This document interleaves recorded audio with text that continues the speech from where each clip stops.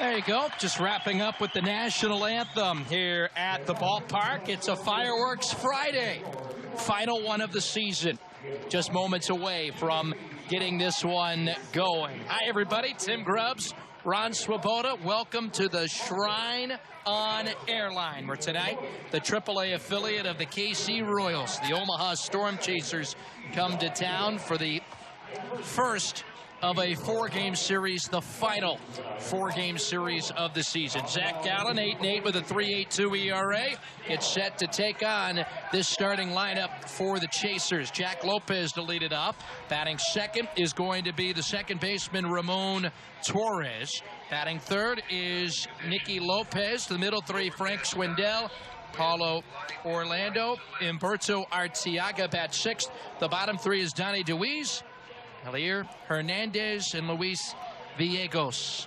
We're ready for baseball as Zach Gallen takes the nod for what would be his final start of the 2018 season for the Cakes.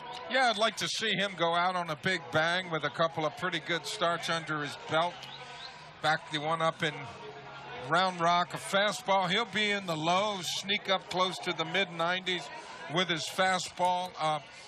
He's got a little cutter slider thing that comes behind that, a curveball and a changeup.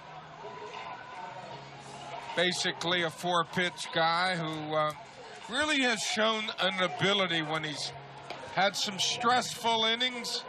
He's been able to pitch out of them. What he would probably like to do is avoid quite so much stress, giving up multiple hits in innings and most of the time avoiding runs, but that's a tough way to do it. That's a hard row to hoe. Here's Jack Lopez, who will step into the batter's box. So Lopez, 249 batting average, 8 home runs, 33 runs batted in. First pitch this afternoon at 7:03 Central, 80 degrees, cloudy skies, winds coming out of the east at 15, and the pitch taken for a ball. The Cakes are in their home whites. NOLA across the front, midnight blue trimmed with gold. Chasers are in their alternate jerseys, blue, royal blue jerseys, gold numerals. Today's team colors brought to you, of course, by Helm Paint. Helm Paint and Benjamin Moore presenting the colors of the game. 6 area locations. The official paint provider to the ballpark, the Shrine on Airline. 1-2 pitch to Lopez, going to be fouled off down the first base line. Jack Lopez getting the nod here today for the Chasers at the top of the order. Brian Poldberg, longtime manager in Omaha. He's over there coaching third, and Gallen gets his first guy. Swing and a miss for strike 3, and that's how we get this ball game started off, just Good like stuff. that. Lopez, a guy that had been on a roll, top of the order, a guy that can run the bases, and he got a fastball he couldn't find from Gallen and is done. So here's Ramon Torres, who steps into the batter's box. And Torres takes the first pitch here for ball 1. 2 hits yesterday, but he's been struggling a little bit. 1 ball and 1 strike. The umpiring crew tonight is Edwin Moscoso behind the plate. The crew chief, Junior Valentine at first. Jason Starkovich at second. Roberto Ortiz is the third man of this, is the fourth man of this crew. That's a 4-man umpiring crew today. Torres up in the big leagues both this year and last. 2 balls and a strike here to the batter, Ramon Torres. And the 2-1 pitch going to be swung on and fouled back. And it's now 2 balls and 2 strikes. 2-2 now with 1 away now to the batter, Ramon Torres. From the Dominican Republic. Ground ball up the middle into center field, and Torres has got himself a base hit. So his day will start. A 1-out single into center field. Fastball out over the plate that he served right up the middle. So with a runner aboard, it brings to the plate the shortstop, Nicky Lopez. So Lopez will step in, 288 batting average, 7 home runs, 24 runs batted in. 23 years old from Naperville, Illinois. He was a 5th-round pick in 2016 by Kansas City out of Creighton University. This year he has spent a little bit of time in the AA Texas League at Northwest Arkansas and at Omaha. He's split the season. Ball and no strikes now to the batter, Nicky Lopez. 1-0 now with the runner aboard at first base. The 1-0 pitch going to be taken here for a strike in the count. A ball and a strike now to the batter, Lopez. Lopez, 5'11", 175. He's not a big guy, but he's hit 9 home runs this year. He's hit 7 of them in the PCL. Only 2 in the AA Texas League. 2 balls and a strike. Would lead me to believe the ballpark's a little bigger there in Northwest Arkansas, but I do not know. Well, the ballpark in Omaha. Doesn't carry. The ballpark in Omaha. A pop-up to the pitcher's mound on a good day in Omaha could get out of that yard. There's been some games where the wind is really blowing. Ours is blowing, looks like it's blowing in from right field today. Yep. Yeah, it's not like the ballpark in Omaha is small. It just some days, you know, you're in the middle of nowhere. You know, you're out there on the plateau, on the plain, and the ball can really fly. 3 balls and a strike, and the 3-1 pitch is going to be popped up foul territory, third base side. And we'll try it again now with the count being 3 balls and 2 strikes.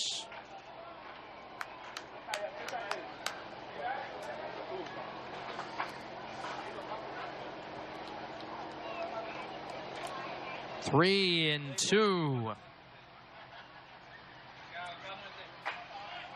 And the 3-2 runner going right side. Second baseman flips for 1. No, he dropped it. Tried a little bit too much there. Diaz tried to scoop it with the glove and throw it with the glove. Mooney had a chance to catch it, but he decided to go with his bare hand and couldn't hang on to it. You know, he tried to lose a little bit too much. I think that's well, you can't, I guess you can't assume that out. It's a fielder's choice, probably. Yep. Fielder's choice. Well, you know, when you use your glove like that, it certainly makes an extraordinary effort. Well, you know, you got a runner coming down on you. It would have been, I think, a lot easier to go at it with 2 hands. I think they were thinking double play. Get out of the inning. Instead, you know what they say in those situations, make sure one. And that's pretty good advice. Make sure of one. You start thinking ahead to try to do some razzle-dazzle to get yourself a double play. Looks good if you get away with it, but they didn't. This one ripped down the line, foul. And that's what you end up doing. You end up getting Frank Schwindel up there, and he's been a pretty productive hitter for these guys this year. He's 2 balls and a strike now to the batter. 2-1 now to the batter, Schwindel. 24 homers, 90 runs batted in. So you never want to give this guy an opening, an opportunity to bat with 2 men on, as he's had himself a tremendous season here for the Chasers. He really has. He's been a pretty solid hitter at 285 with all of that production you spoke of. Schwindel, 2 balls and 1 strike now, and the 2-1 pitch taken here for a strike, and it's now 2 balls and 2 strikes.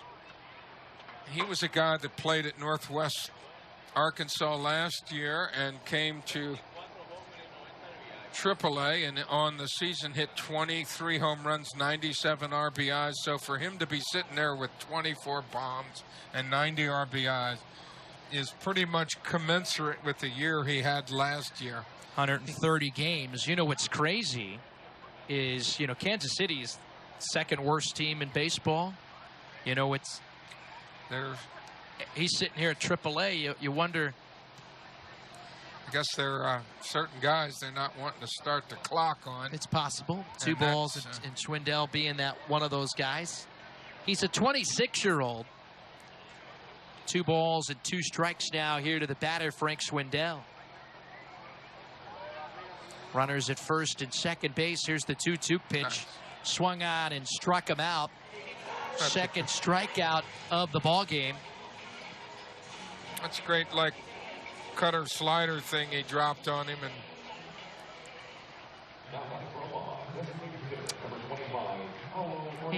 he was having a conversation with the umpire Moscoso before walking away. Here's Paulo Orlando from Brazil.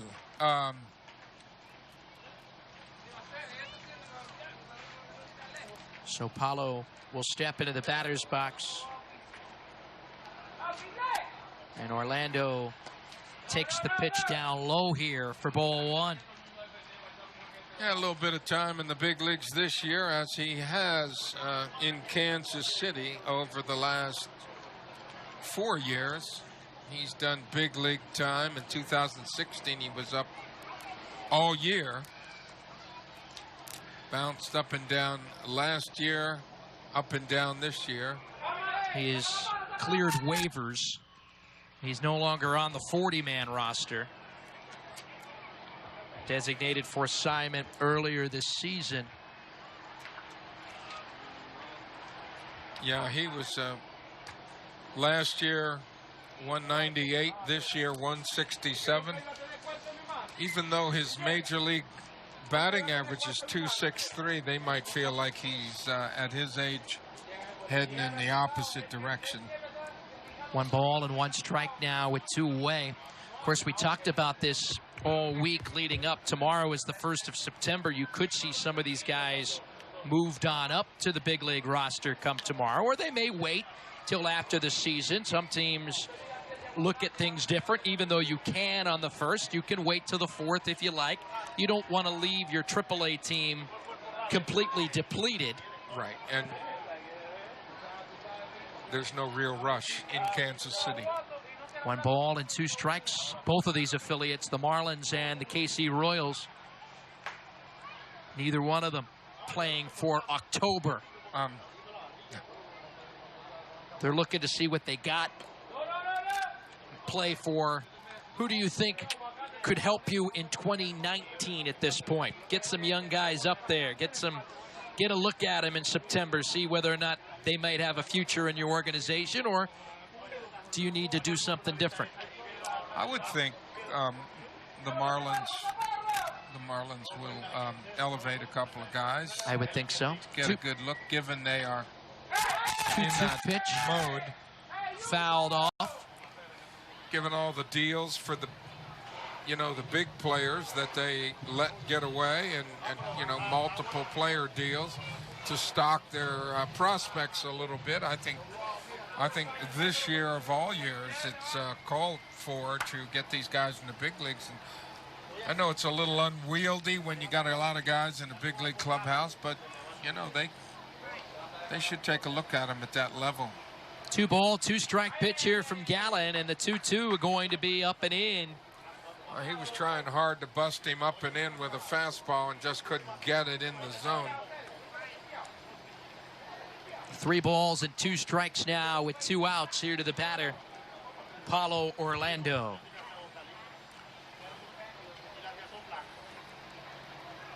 The 3-2 pitch here. Runners going, and the 3-2 popped him up, foul territory. First baseman coming over. That ball is going to be into the seats.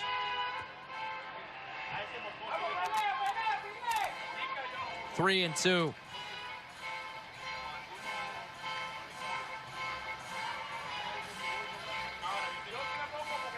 3 balls and 2 strikes now to the batter.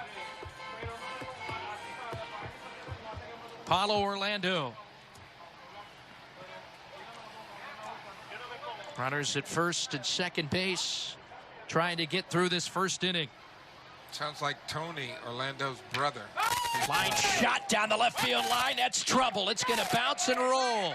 2 runs are in. Torres will score, and in comes Lopez. And that's a huge hit for Paulo Orlando. It is a 2-run double. Well, when he missed with those 2 pitches up and in and went 3-2, it was fastball city for Gallen. Fastball, fastball, fastball, and it looked like he threw a couple by him. I think Orlando at that point was looking dead red all the way and got one where he wanted it and drilled it down the left field line. Here's Humberto Arteaga, who will step into the batter's box. And the pitch going to be taken for a ball. It's now 1-0 now to the batter.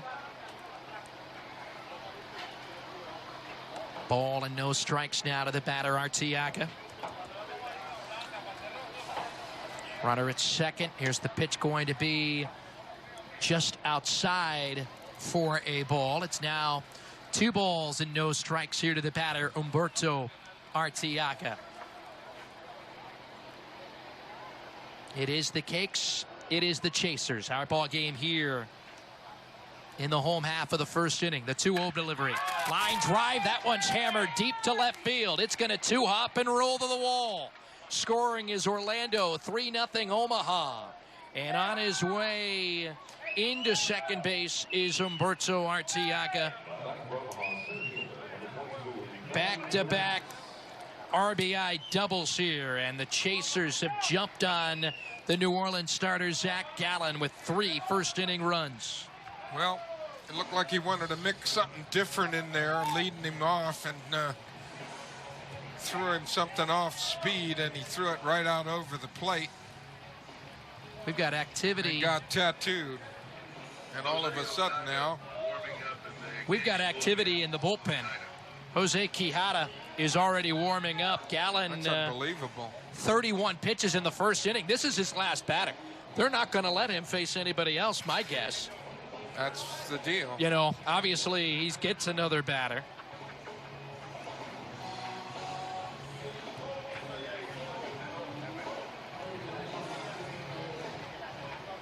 Quijada is loosening up like it's like the fire alarm went off, and you know, he was a pitch away from getting out of this, and he got hit for back-to-back doubles. Donnie DeWeese, left-handed batter, steps in and he takes the pitch for a strike. 0-1. No balls and 1 strike now to the batter. The 0-1 pitch going to be popped up, foul territory, third base side. 0-2. No balls and 2 strikes. This is just not the Zach Gallen we expect. 2 of the best fastballs he's thrown today. 0-2 pitch, swung on and struck him out. Gets through the first. Nice work. You know, a lot of good pitchers struggle in the first inning. And, you know, once they get through that first inning, they get back on track. Maybe we can hope for that today. 3 runs on 3 hits, a man left. We played a half inning. Omaha 3, Cakes coming to bat.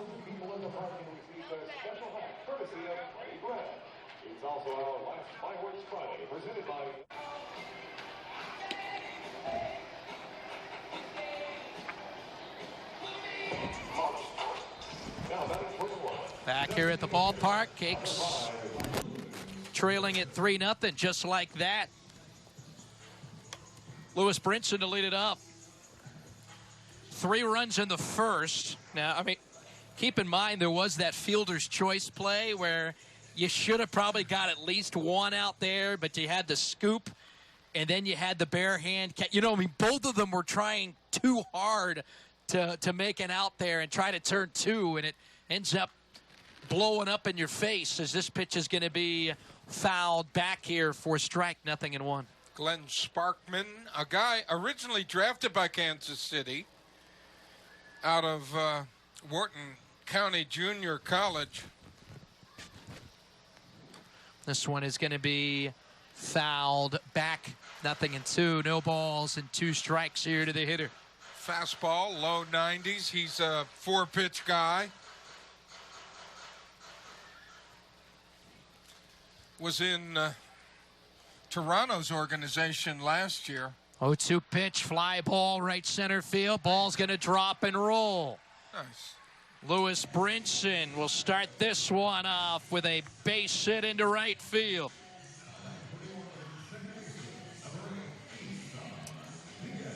This will bring up the second baseman, Isan Diaz. Brinson has the DH tonight, and here's Isan right behind him. I wouldn't be surprised that, you know, with all the rain and all that sort of stuff, felt better putting him in there as the DH. 0-1 here to the batter, Diaz. See if the Cakes can have a big inning of their own here in the bottom of the first inning. The 0-1 pitch swung on and fouled off, and it got the catcher, and he's down. Oh. He's Looks like he's going to be needs all a right. moment. Sparkman, 26 years old. Take another look at what happened here as the pitch from Diaz got a little piece of it, and it missed his glove and hit his inner thigh. Ow. Sparkman, as I said, had an interesting year last year, bouncing around. In Toronto, he played in 4 different levels in the minor leagues last year. He broke his thumb at one point, so went through that rehab thing, and then ended up in the big leagues for a couple of games with Toronto, and then he ended up back in the Kansas City organization. Well, he was a Rule 5 pick. Yes. So he had to be in the big leagues. 1 ball and 2 strikes, but you mentioned was hurt. Didn't work well. Yeah.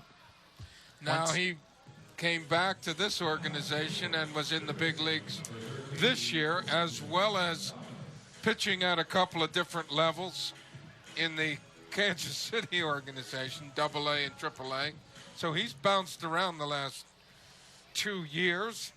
Last outing for him was one of his better ones, 5 1/3, 3 hits, 2 runs. One of 2 earned runs, I should say, against Iowa, but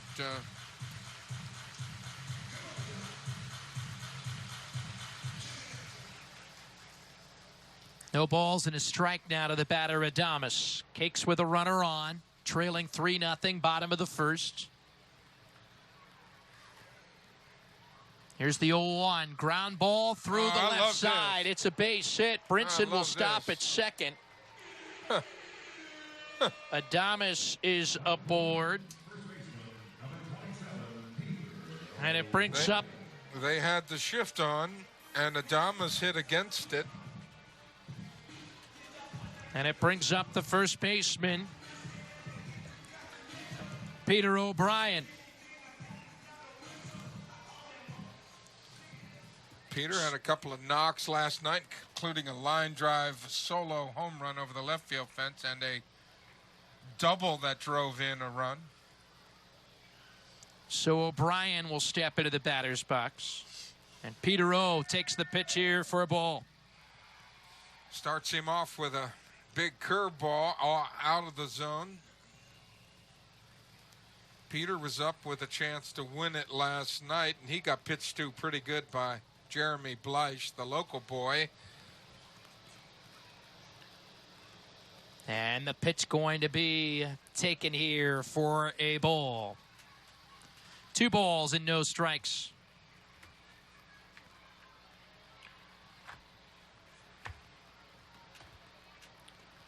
Two and 0 now to the hitter.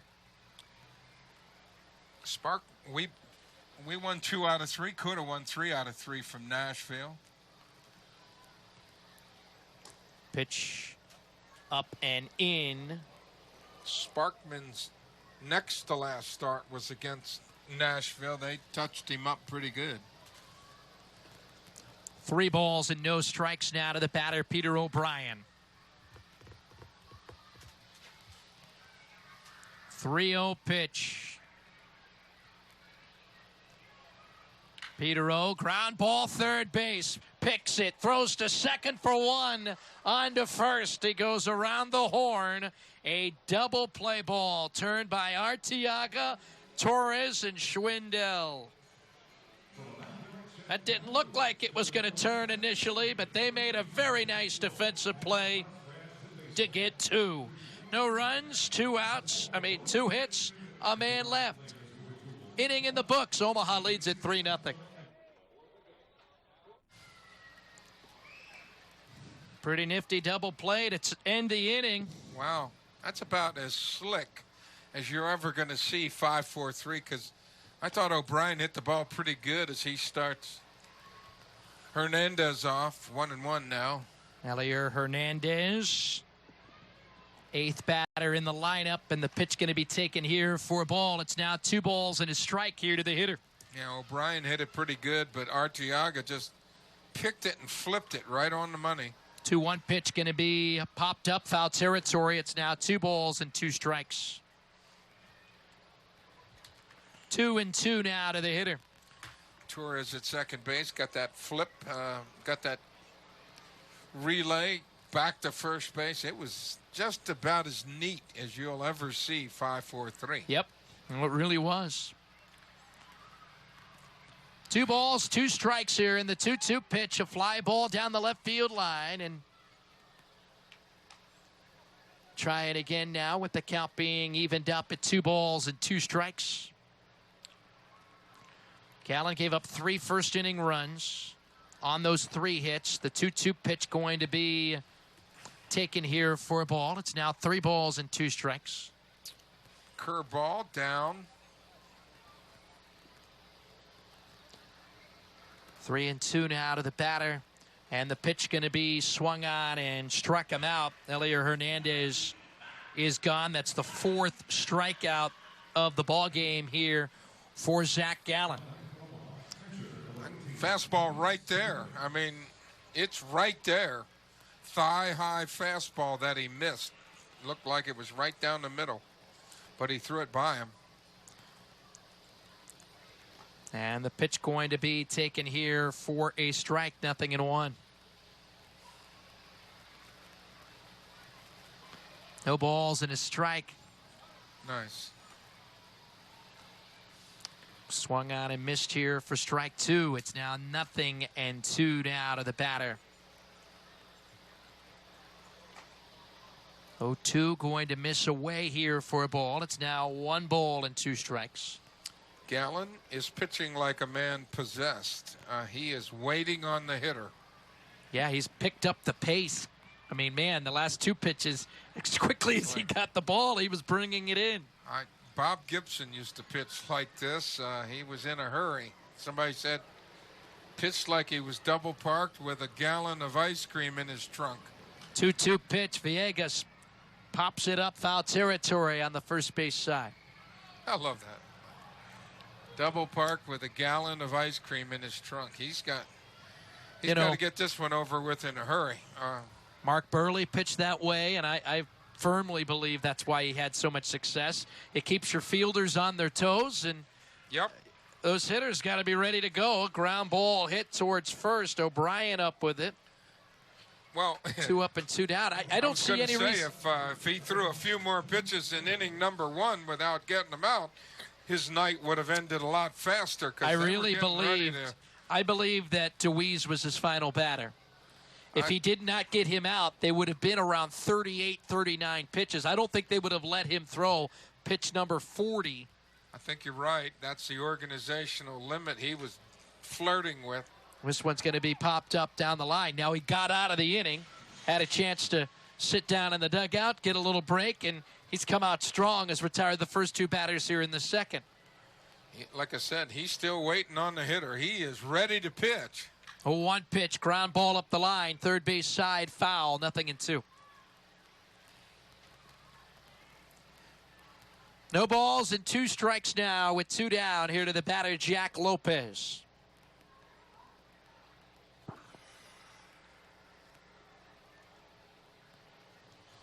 Lopez, who was struck out back in the first inning. Here's the 0-2 delivery. And a line shot just out of reach of Mooney. The shortstop leaped up in the air, and it couldn't have missed his glove by much. Curveball, left it up a little bit. Had some break to it, but he left it up in the zone, and Lopez lined it over shortstop hard. It did touch his glove. Picked by, that was some elevation yep. by Peter It hit Mooney. his, I wasn't sure live if it actually hit his glove, but on replay, yep. So he just missed it. As Mooney, only 5'8". You know, if he's 6 foot tall, he gets it. This one's going to be a nice diving effort. He comes up throwing, but will not get him. Lopez safely into second, and now Ramon Torres gets an infield hit after the diving effort by Mooney. More trouble at the front end of this lineup for Zach Allen. These guys are getting good swings at him. Back-to-back hits, and it brings up the shortstop, Lopez.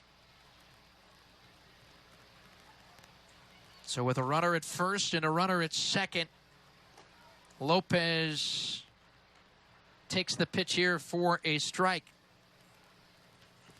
Started him off with a breaking ball. 0-1 now with 2 down here to the batter.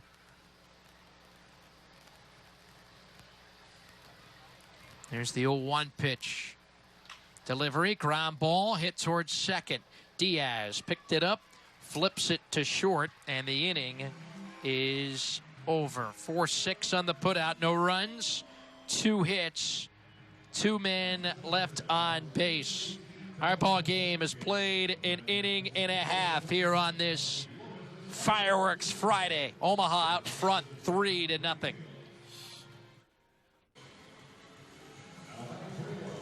Beautiful sky here at the ballpark tonight as we move into the bottom of the second inning. The Cakes find themselves trailing it 3-0. So stepping into the batter's box, going to be Chris Bostic. And Bostic takes the first pitch here for a ball. 1-0.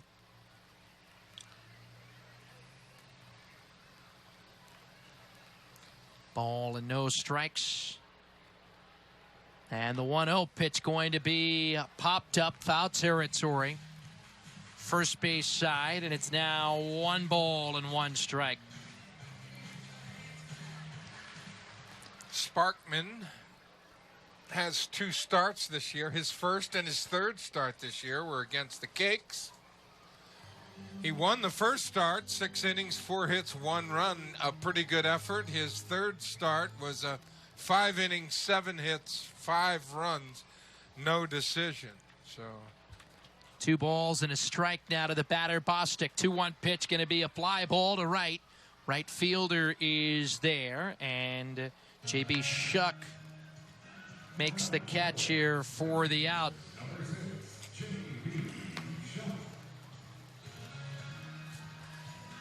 So Shuck will bat, .324 batting average. After Bostic flied out.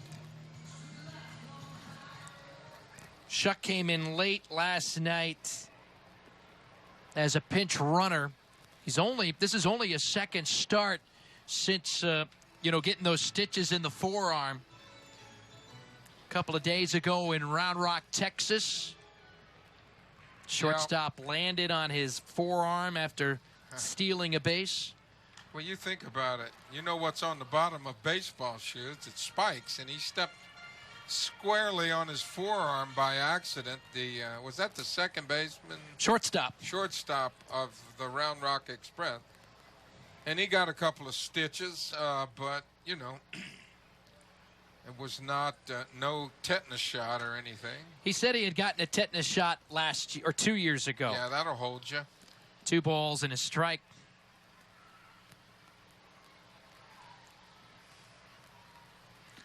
Two and one here to the batter. Probably a similar accident. Here's the 2-1 pitch, going to be missed inside. He said it was something that the Angels mandated in spring training. You got, oh, all right. Interesting. Across the board. You don't have to worry about it if everybody does it. Yep.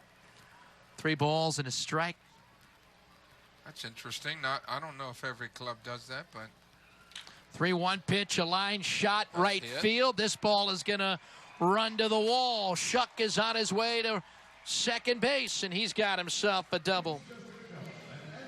There you go.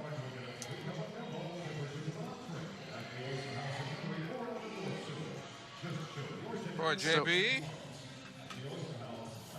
A double. Little instant offense right there. That ball was kissed. That was hit hard up the gap.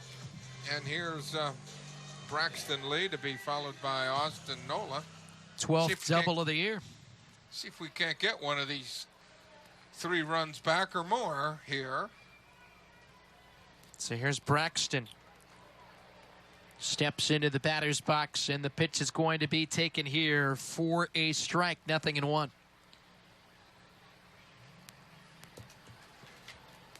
No balls and 1 strike now with 1 away now to the batter, Braxton Lee.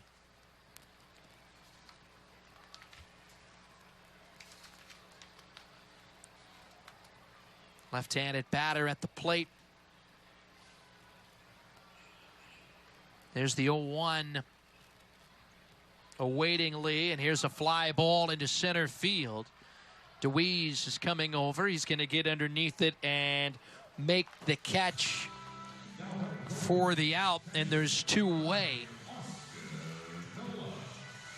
So with 2 down and a runner in scoring position, it brings up the New Orleans catcher, Austin Nola.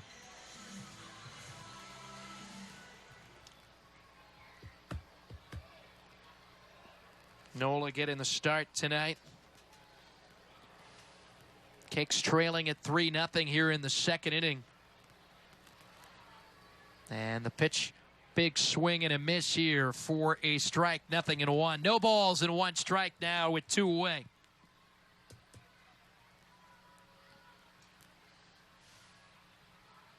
The 0-1 pitch now to the batter, Austin Nola.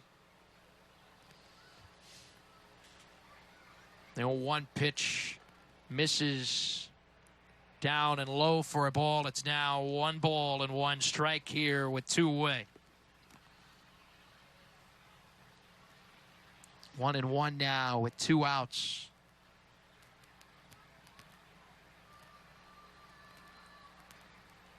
Here's the 1 ball, 1 strike pitch here to the batter, Nola. And it's going to be taken here for a strike, and it's now a ball and 2 strikes. Nola having the best number season since he hit 280 back in 2015 in only 207 at-bats. He's hitting 276 as we speak. 2 balls and 2 strikes here, and the 2-2 pitch. Like to see him bump it up a little bit. Yeah. Finish the season strong. Finish strong. 2-2 now with 2 away. Boy, he had a home run in Round Rock that was a BB over the left field. The 2-2 pitch struck him out. And Sparkman gets his second punch out of the day. No runs, a hit, and a man left on base. Our ball game heads to the 3rd inning. Cakes, Chasers, Omaha out in front in this one by the score of 3-0.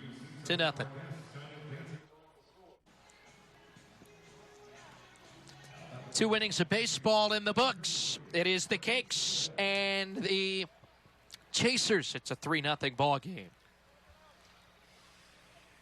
Stepping into the batter's box. Omaha out in front, 3-0. I knew Frank Schwindel was a Jersey boy, but he went to St. John's University, and he just popped this up That's right a mile behind high. The catcher coming back behind the plate is going to be Austin Nolan, foul territory, and he makes the catch for out number 1. Struck him out, popped him up. They've gotten the big hitter in the lineup out, but the other guys touched him for 3 runs in the first inning. So, you know, Gallen will battle these guys out and just hope his boys get him some runs.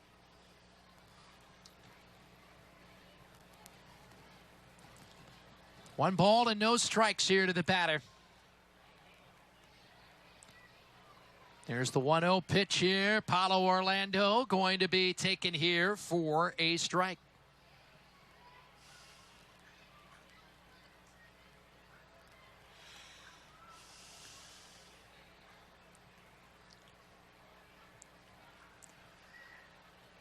One ball, 1 strike pitch going to be taken here for a strike, and it's now a ball and 2 strikes.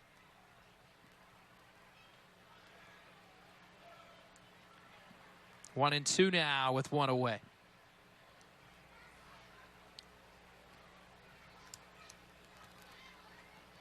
The 1-2 pitch swung on and struck him out.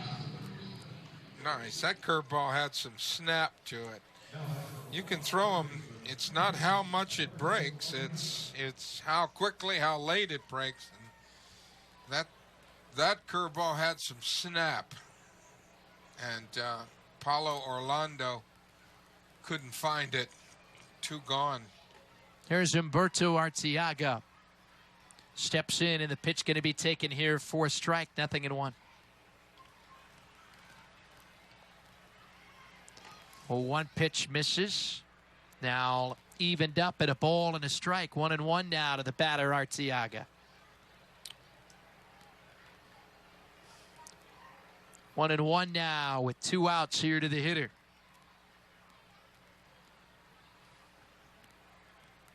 Here's the 1 ball, 1 strike pitch, going to be swung on and fouled off. First base side. We try it again now with the count being at a ball and 2 strikes. 1-2 now with 2 outs here to the batter, Arteaga. The 1-2, a fly ball, well struck left field on the run. Left fielder gonna run it down and make the catch as Chris Bostic.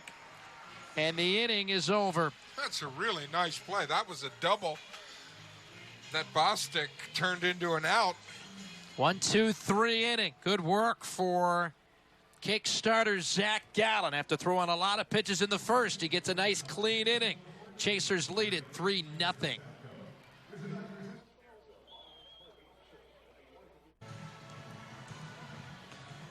Bostic got a great jump on it, took off into left center field, and makes a tremendous diving catch in front of the Acme Oyster House sign. And that was all the reach he had, too, and that's really good move, good jump in the gap. That thing is destined for wall ball until Bostic intercepted it. Man, that's a pretty good play. Here's Peter Mooney. I'm sure Peter would like to make up for the one that got away, that little glove flip that he tried to barehand and turn into a double play. Both those runs scored. Pitch taken here for a ball. It's now 1-0 now to the batter. And the 1-0 pitch going to be taken here for a strike. And it's now 1 ball and 1 strike here to the hitter.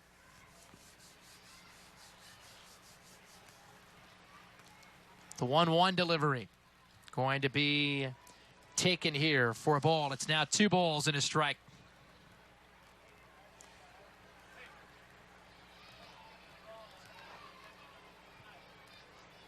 Two and 1 now to the hitter, and the 2-1 pitch going to be popped up, foul territory, third base side.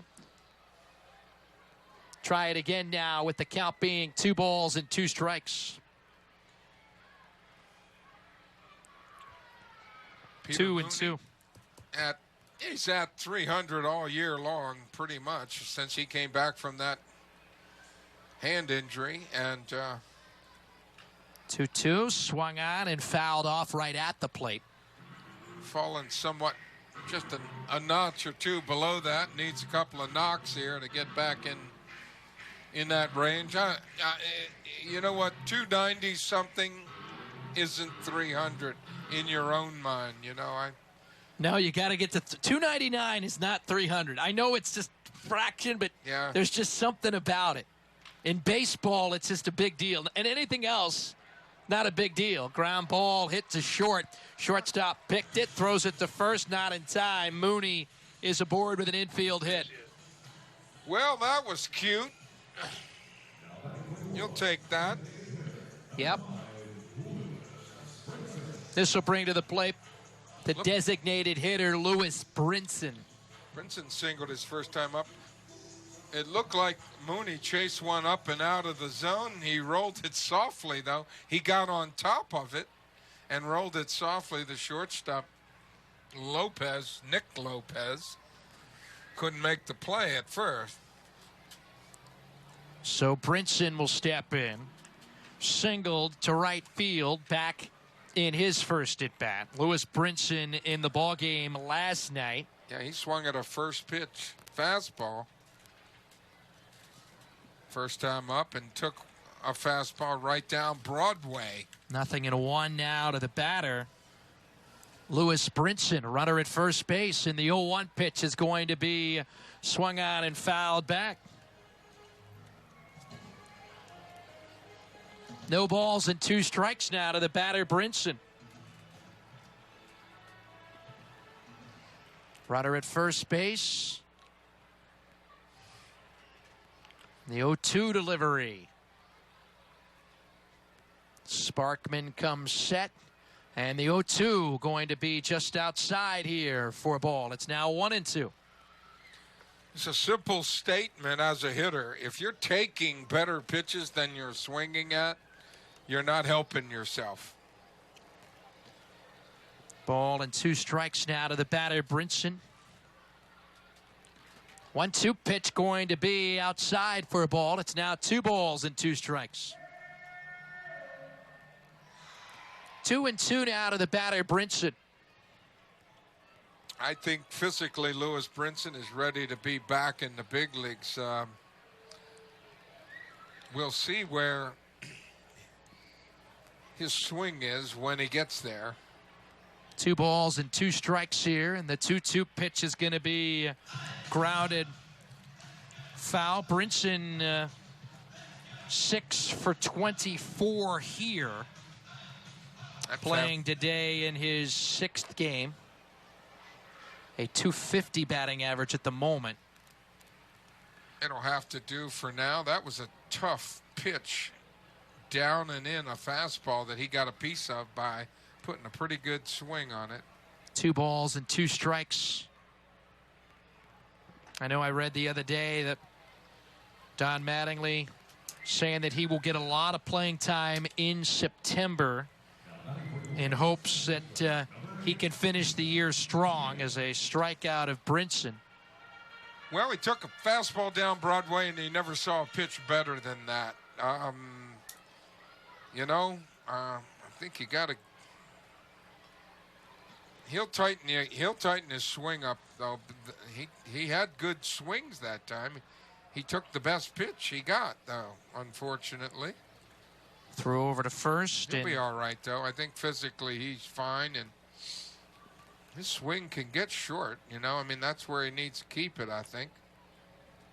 Isan Diaz at the plate. Pitch going to be up and away here for a ball. It's now 1 ball and no strikes.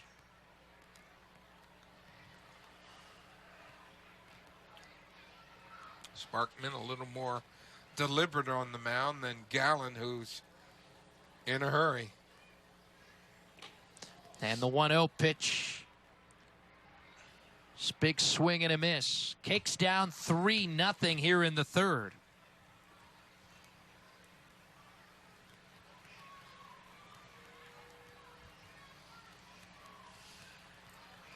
One ball and 1 strike now to the batter, Isan Diaz. And the 1-1 Swung on and missed here for a strike, and it's now a ball and 2 strikes. Took a little something off that. He's got a changeup. Slider, curveball, change to go with a fastball that tonight's been around 93, occasionally 94. 1-2 pitch now to the batter Diaz, and a throw over to first base and diving back into the bag at first. 1 ball and 2 strikes here with 1 away.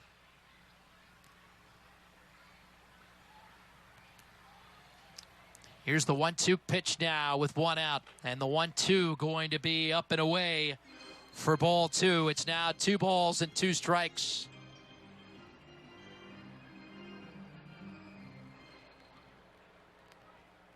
Two and 2 now with 1 out.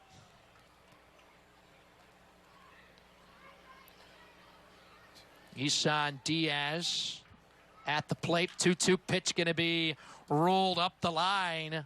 First base side foul, and we'll try it again now with the count being at 2 balls and 2 strikes. 2 and 2 now with 1 out.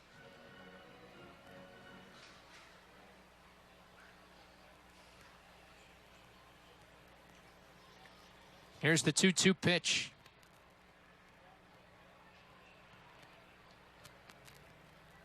And the 2-2 delivery. Ooh. Taken here for a ball. It's now 3 balls and 2 strikes. He took a fastball that was just off the inside corner. Had to just miss the plate, if indeed it did.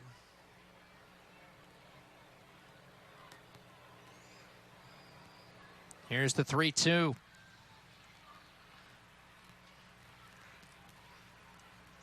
Runner going, swung on and missed. A strikeout, throw to second base. A caught stealing. A double play ball to end the inning. Strikeout, caught stealing, and the inning is over. No runs, a hit, and nobody left on base. We played 3-0 Omaha. A strikeout, throw him out. End the inning.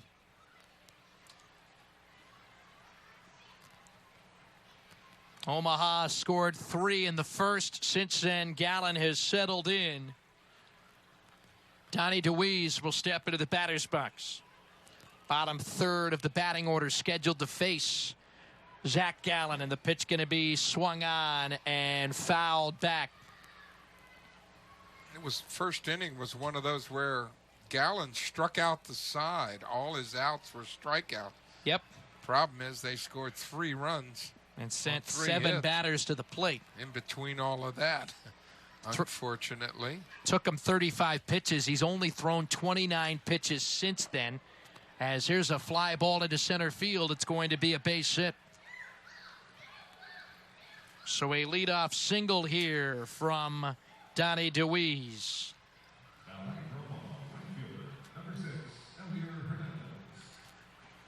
So Elier Hernandez will step into the batter's box. E-L-I-E-R. Hernandez, 23 years of age, from the Dominican Republic. Short lead off the bag at first base. Pitch taken here for a strike, 0-1. No balls and a strike now to the batter.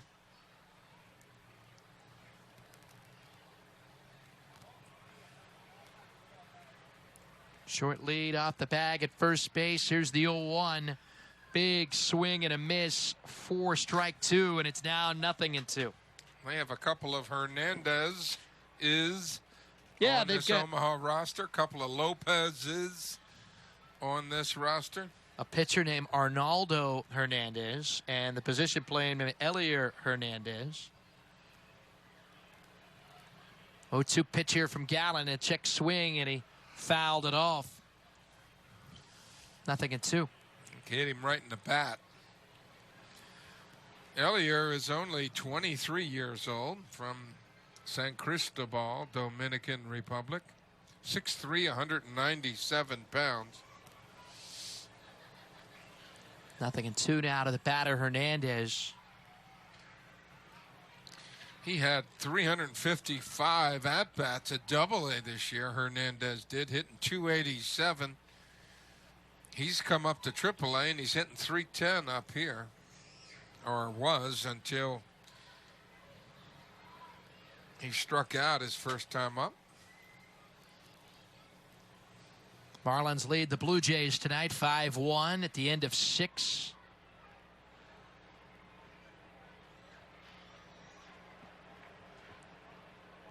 Nothing in 2 now to the batter, Elliot Hernandez. Pitch, ground ball, hit towards third. Picked it, flipped it to second for 1. On to first. The throw kind of sailed on him. Not going to be able to get a double play. They do get the lead runner in DeWeese.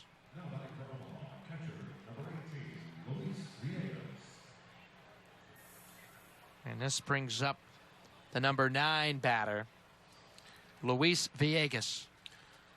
Well, the throw was right there for, I don't know that he would have thrown him out if he got it there. It was around the horn. The throw to the second baseman, Diaz, got there all right, but Diaz sailed it a little bit. Well, you try to hurry those throws. That's why when you see a crisp around the horn double play ball like we saw earlier in the game, a play like that makes you appreciate that play so much more, that everybody's throw and everybody's spots were dead on. Those are not easy. At all. The 1-0 to Villegas, and it's going to be taken here for a strike, and it's now 1 ball and 1 strike now to the hitter.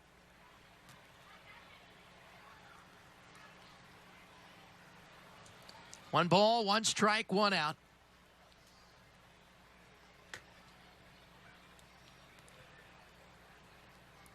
Now, another throw over to first base, and back into the bag safely is going to be Elliot Hernandez. Omaha's out in front 3-0 in our ball game. 3 of the 4 divisions are settled. We've mentioned that.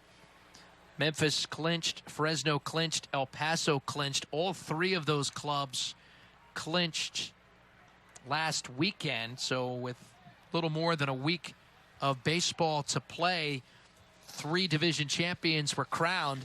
The other division will wrap up this weekend.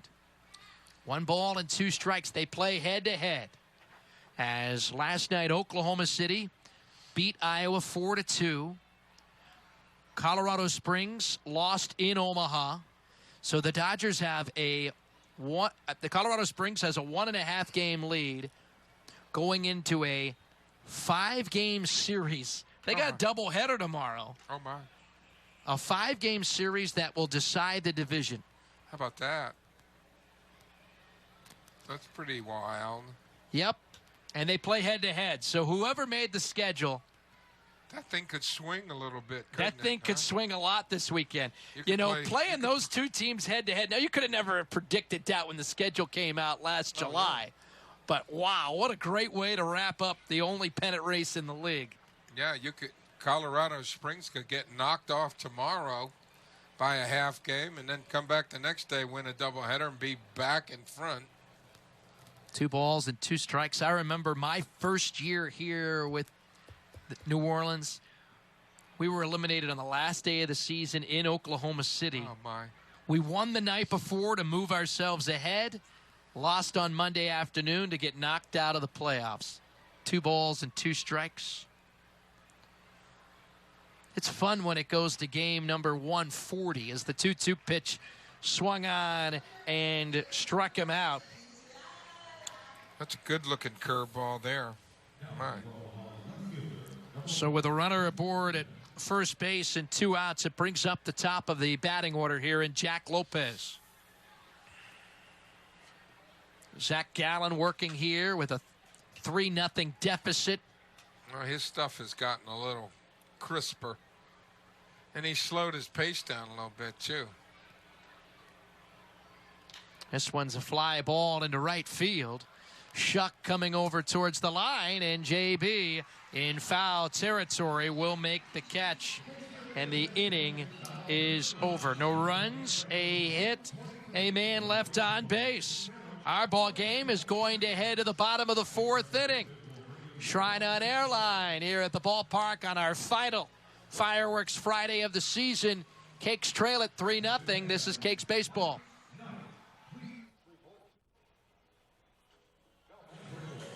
Hanging out on the Coors Light Mountain here on a Fireworks Friday. It's the final one of the season. Thanks for joining us. Tomorrow night, 6 p.m. Sunday night, 6 p.m. Monday, little day baseball, 12 noon.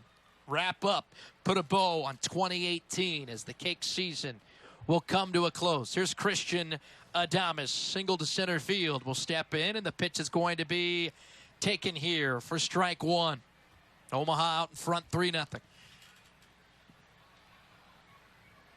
Yeah, Adames against the shift. A one pitch check swing. Did he go? Yes, he did. 0-2. Breaking ball, couldn't hold it up. Curveball was not a strike, but couldn't stop the bat. No balls and 2 strikes now to the batter. And the pitch going to be check swing. Did he go? He did go again. Strike 3. I thought the second one he went. I don't know about that one. So with one out, it brings up Peter O'Brien. I don't think Adames agrees. Take another look at it. See if he went.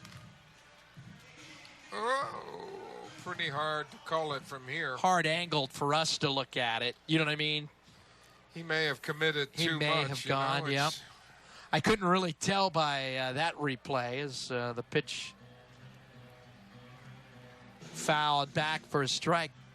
I couldn't tell one way or the other is what I'm really saying. Is I can't tell if he held up or went. Either way, it looked like it was definitely in that gray area. Could be callable. Yep. Not that you would ever have that as a review, but it probably was not enough evidence, and the call on the play on the field stands as called. 0-2 now to the batter O'Brien. Double play ball in his first at bat. Yeah, he hit it pretty good, but right to the third baseman, Arteaga. 0-2 pitch swung out and struck him out. Back-to-back punch-outs to start the 4th, and now that's punch-out number 6 on the afternoon for Sparkman, and his 4th in a row if you roll back to the 3rd inning. He's cruising here for the Hull. That was 95, one of his best heaters right there. Threw it by him. Here's Chris Bostic, who flied to right field in his first at-bat. Bostic swung on and a fly ball down the right field line. Foul, 0-1.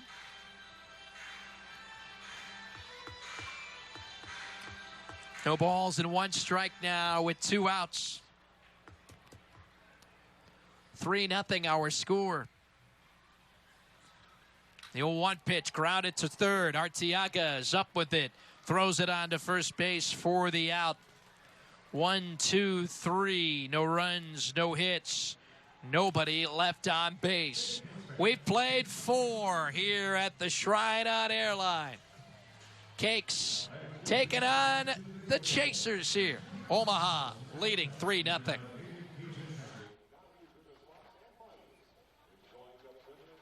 Moves into the top of inning number 5 here tonight. Ramon Torres will step into the batter's box, and the second baseman going to be taking the first pitch here for ball 1. So Torres singled back in the first, singled in the second. The 1-0 pitch swung on and missed here for a strike, and it's now a ball and a strike here to the hitter. 1-1 now to the hitter, Ramon Torres. Yeah, he started that, what turned into an onslaught in the first inning with a base hit. He was Came into the ball game hitting 182 in his last 10 games. 227 for the season. He had a call up to Kansas City. Had one last year. 2 balls and 2 strikes. And the 2-2 swung on and struck him out. Nice breaking ball. Take that. So Torres is gone for the first out. Gallen got him to chase after that one. Here's Nicky Lopez. Left-handed batter. Fielder's choice and a ground out to second base. Yeah, that was that play. He hit the ground ball that Isan Diaz glove flipped to Mooney at short. Yep. Mooney went for it with the bare hand and didn't hang on to it. Yeah, you had 2 guys try to do a little too much with the glove flip and the bare hand catch. You should have gotten at least one. I know what they were trying to do. They were both trying to get a double play. Yep. So trying to make the best play they could. Indeed. 2-0 pitch. You know, if Isan fields it and throws it, you're only going to get one. And if Mooney uses his glove, you're only going to get one. Yeah, if he goes at it with 2 hands, though, that's a different deal. He might have, you know. Probably wouldn't. Watching the play, I don't think they were getting the guy at first, no matter what. Yeah. Now, I think they just tried to make too much of it. I think it was just going to be. That's the thing. I mean, you got Lopez here who can run a little bit, and he's coming out of the left-handed box. I think he was going to beat it out at first base no matter what. Unless Diaz would have fielded it and threw it to first. Then obviously the lead runner would have been at second, and that's what you didn't want. He's going to walk him here. So a base on ball here to Lopez, and it brings up Schwindel. But, yeah, you're right. I mean, you need to secure 1 out. Gallen's first walk of the game with 1 out. So with a man on first, it brings up Frank Schwindel. The always dangerous. Schwindel taking it here for a strike.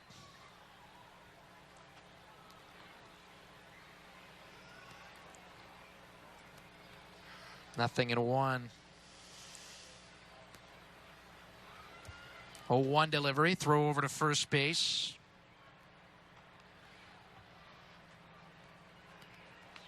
Diving back into the batter is Lopez. Nothing in 1 now with 1 away. Schwindel's hit into 15 double plays this year. We could use one right here. Yep, 0-1 pitch swung on and rolled up the third base line. Foul, nothing in 2. No balls and 2 strikes. That's what Gallen had on his mind. A lot of times when that pitcher runs that ball in on you, he's trying to get you to hit a little polite little ground ball that turns. Nothing in 2 now with 1 away.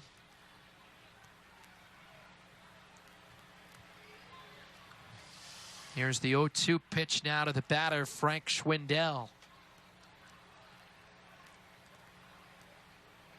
0-2 delivery, runner going. The pitch is a ball, throw down to second. Not in time. Stolen base here for Lopez. So he's going to move into scoring position. Pretty good jump. I don't think Nola had much shot at him. Nope. 1 ball and 2 strikes now with 1 out. 1-2 delivery now to the batter, Frank Schwindel.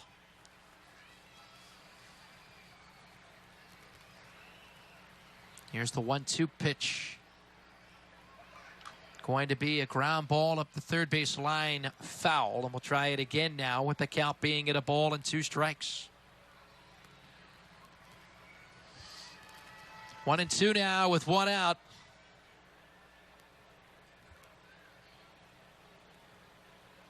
Here to the batter, Frank Schwindel.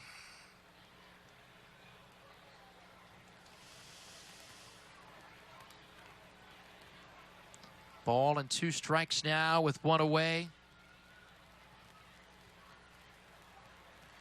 The 1-2 delivery going to be popped up. Shallow right field. Second baseman heading out. Diaz is going to get underneath it. He makes a very nice catch. That's a great play. That ball had a chance of falling. Yep. That was in that area where, you know, often we say that is no man's land. And, well, he was able to make the catch. That was a long way out there for a second baseman to run. Well, you know, you're playing a power hitter deep, and Shuck couldn't get there, and Diaz just roamed out there, caught it over the shoulder like it was no problem. So here's Paulo Orlando, who will step into the batter's box.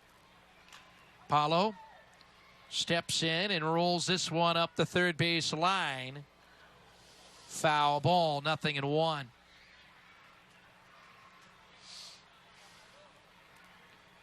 No balls and 1 strike now with 2 outs here to the batter Orlando with runner at second base.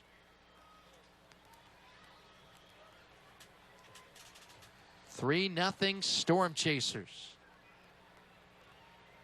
Here's the 0-1. Hold up. They appeal to the first base umpire, and he didn't go. 1 ball and 1 strike. 1-1 now with 2 outs. With 2 outs.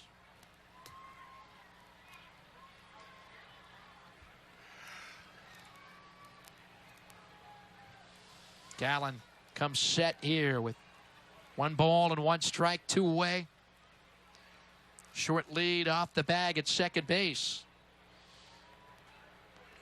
And the 1-1 pitch swung on and rolled it up the line. Third base side, foul. We'll try it again now with the count being at 1 ball and 2 strikes.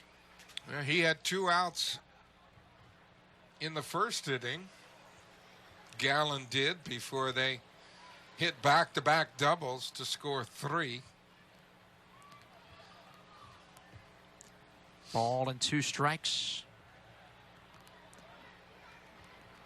1-2 now to the batter. 1-2 pitch, ground ball, broken bat. Mooney up with it, throws it on to first base in time to end the inning. No runs, no hits, a walk, and a man left on base. Our ball game, folks, is going to hit to the bottom of the 5th. Cakes trail it 3-0. Our ball game will move into the home half of the 5th. J.B. Shuck will step in to lead it off. Doubled back in the 2nd inning. 3-0 Omaha. The Chasers scored 3 times in the first. That's all the scoring we've had. So Shuck doubled in his first at bat. And JB steps in and he takes the first pitch here for strike 1. 0-1.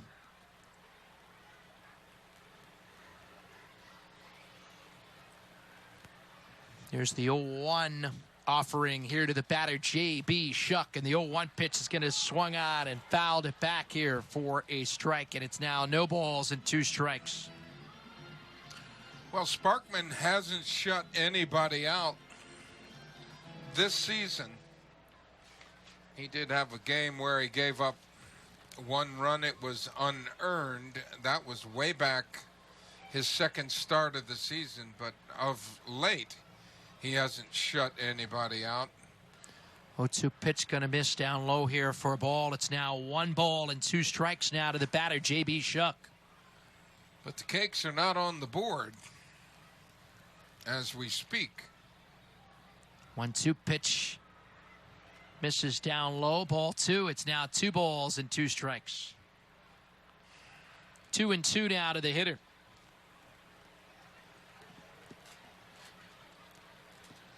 Two balls and 2 strikes now to the batter, Shuck.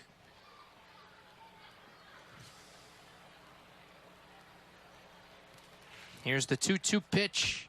Swung on, ground ball, right side. Second baseman up with it. Torres tosses it on to first for the out. So with one away, it brings up the center fielder, Braxton Lee, who flied out to center field in his first at bat.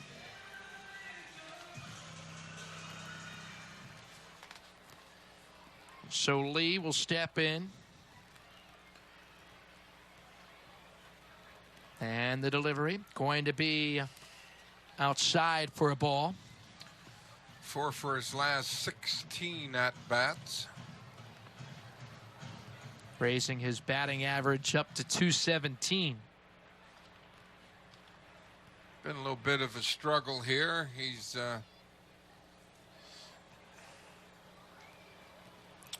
one ball and no strikes. The 1-0 pitch going to be swung out and missed here for a strike, and it's now a ball and a strike.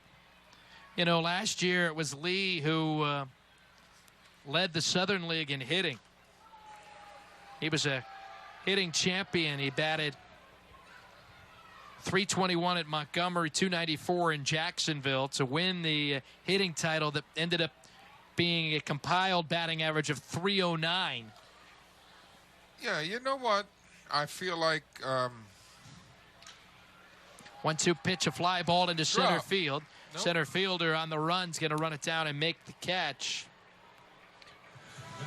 I still wonder if, you know, he comes in here to the Marlins, makes the big club out of spring training, has a really good spring. There isn't anything that can, I think, delude your mind more than a real good spring. And struggled during the season, got hurt, came here rather, and got hurt. Here's Nola, who steps in, and the pitch going to be taken outside here for a ball. It's now 1-0 now with 2 away. And I really thought when he came back to New Orleans, he had an approach that was going to just not work. Ground ball up the middle. Nice pick by the second baseman. No, doesn't come up with it. Nola's got himself a 2-out base hit. Nice CNI dog right up the middle. That thing had eyeballs. Nobody could get to it. Good for Nola. Here comes the shortstop, Peter Mooney.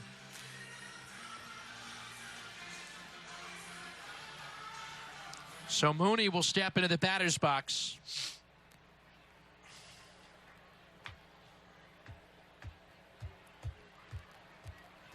Runner at first base. And the delivery swung on and missed here for a strike. 0-1. No balls and 1 strike now with 2 away. You need to lay off that heat up there. That's get the ball down there where you like it. Short lead off the bag at first. Here's the 0-1. The 0-1 delivery taken here for a strike, and it's now 0-2. No balls and 2 strikes now with 2 away. 3-0 Omaha.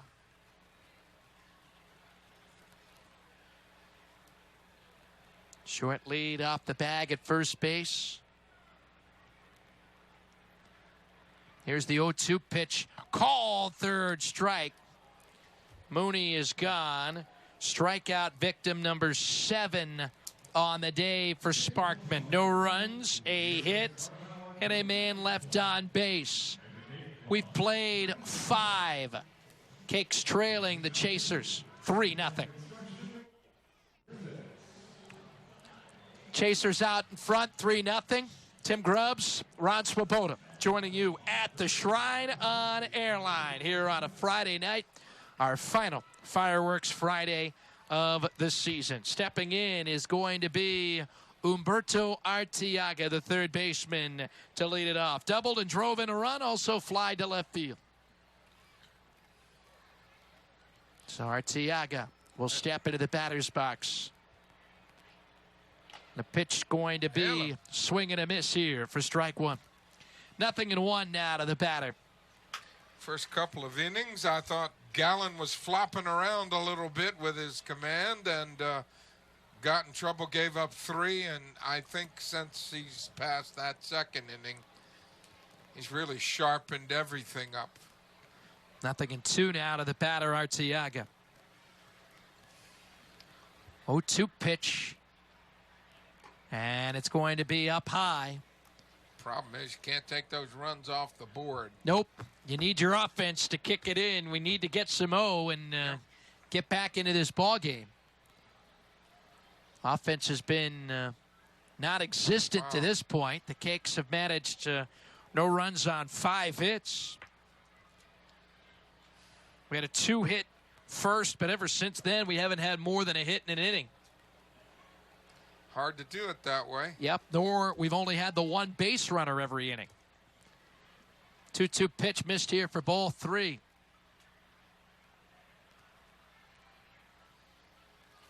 Quijada up again in the bullpen. 3-2 pitch, line drive, left field, base hit. 3-2 delivery, and Arteaga is going to lead things off here in the 6th inning with a base hit. Yeah, so they got Quijada, who, remember, was warming up back in the 1st inning when Gallen's pitch count got really high. Yeah, he got the emergency call when the numbers were getting out of line, and looked like Gallen might not make it through the 1st inning with too many pitches. He sat down, and Gallen got a little more together. Let's see what happens. Gallen's just threw his 101st pitch of the game right there. DeWeese swing and a miss here for a strike, 0-1. Yeah, I don't know if he's destined to get through this inning. I think if he bears down, they'll let him go. I think they would. I think they would in this situation. Let him go. He's thrown upwards to 111 this season. Okay. 1 ball and 1 strike. I think it probably just is how taxing this inning is, you know? Yeah, see if it gets out of hand. If he gives up another hit, you'd have to think that could be it. The hook may be waiting. 1 ball and 1 strike. So throw a double play ball here and see what happens. Pitch, yeah, double play ball will keep you in.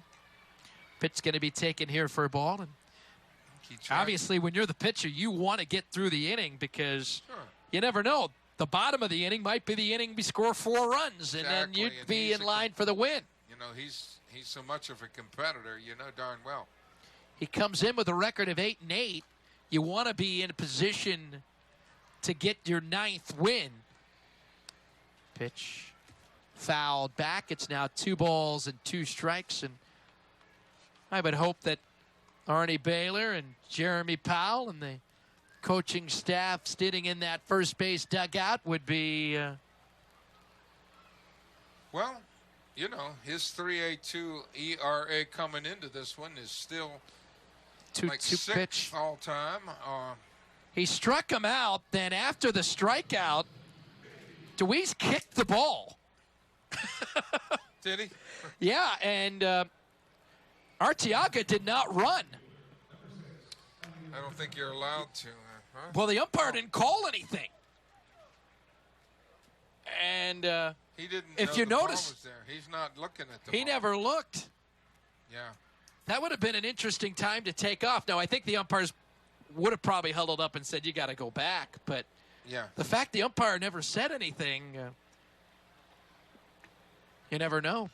Pitch taken for a strike. 0-1. I don't know if he did it on purpose or not. I thought he was looking away. He didn't know where the ball was, and it was down by his right foot, and he kind of bumped it as he was walking. 0-1 now. Here to the batter, Elio Hernandez, and a throw over to first, and Arteaga diving back into the bag. Cakes, 68 wins, 67 losses, trying to finish the season with a winning record. We got 4 games left, counting tonight. In the hole here in the 6th inning.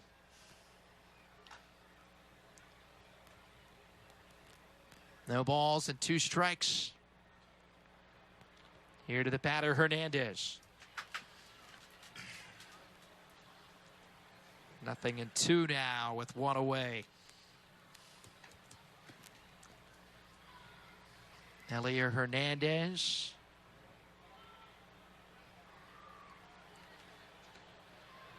No balls, 2 strikes, 1 out. 0-2 delivery, big swing nice. and a miss. Struck him out. Back-to-back punch outs here. That is a great breaking ball right there. Yahweh.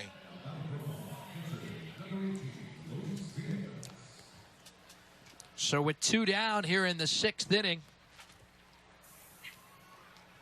that's strikeout victim number 9 on the night for Zach Gallen. 9 punch-outs for Gallen, matches his season best, which he accomplished back on May the 9th in a start against the Round Rock Express. Luis Villegas. So 5 2/3. He's thrown 110 pitches, so he's 1 pitch away from a season high. Villegas bats here with 2 outs. A runner at first base. Here's the 0-1 pitch awaiting. And the 0-1 delivery going to be just outside for a ball. It's now 1 ball and 1 strike. 1-1 now with 2 outs here to the batter. Humberto Arteaga, the runner at first base, led the inning off with a single into left field. Here's the 1-1 pitch. Swung out and missed here for a strike. 1-2. Dylan Peters punched out a career best the other night. He got 12 punch outs. Got a chance here for Zach Gallen to also get into double digits in the strikeout category if he can get Villegas right here. Now toss over to first base, and back over to first base is going to be the runner, Humberto Arteaga. That would finish it a lot better than he started it. 1 ball and 2 strikes now with 2 outs. And the 1-2 going to be swung on and fouled off right at the plate. And we'll try it again now with the count being at 1 ball and 2 strikes. Boy, his breaking ball's gotten so much better.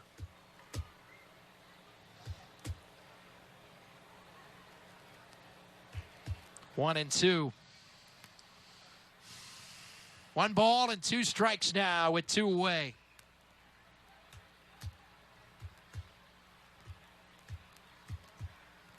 Now a throw over to first base. Back and into the bag is going to be the runner at first base in Arteaga. 1 ball, 2 strike pitch. And the 1-2 delivery going to be fouled off at the plate. Arteaga has made a couple of appearances as a pitcher this year, including one of the early games here when we were blowing them out early in the season. Oh, that game was ugly. That was ugly, and in came Arteaga to do him a favor. 1 ball and 2 strikes. Cakes won that ball game 16-0. One of the more decisive games we've ever had. Some of those 16 tonight. Yep, we'll take 4 of them. Serve them up next inning. The 1-2 pitch is going to miss here for ball 2. That's up to pitch number 115 on the night for Zach Gallen. Pretty interesting. 2 balls and 2 strikes now with 2 outs. The 2-2. Gallen comes set and delivers a line shot hit right at the second baseman, Isan Diaz. And the inning is over. No runs, a hit, and a man left on base. Zach Gallen, his night is over. Cakes, though, trail it 3-0 as we head to the bottom of the 6th.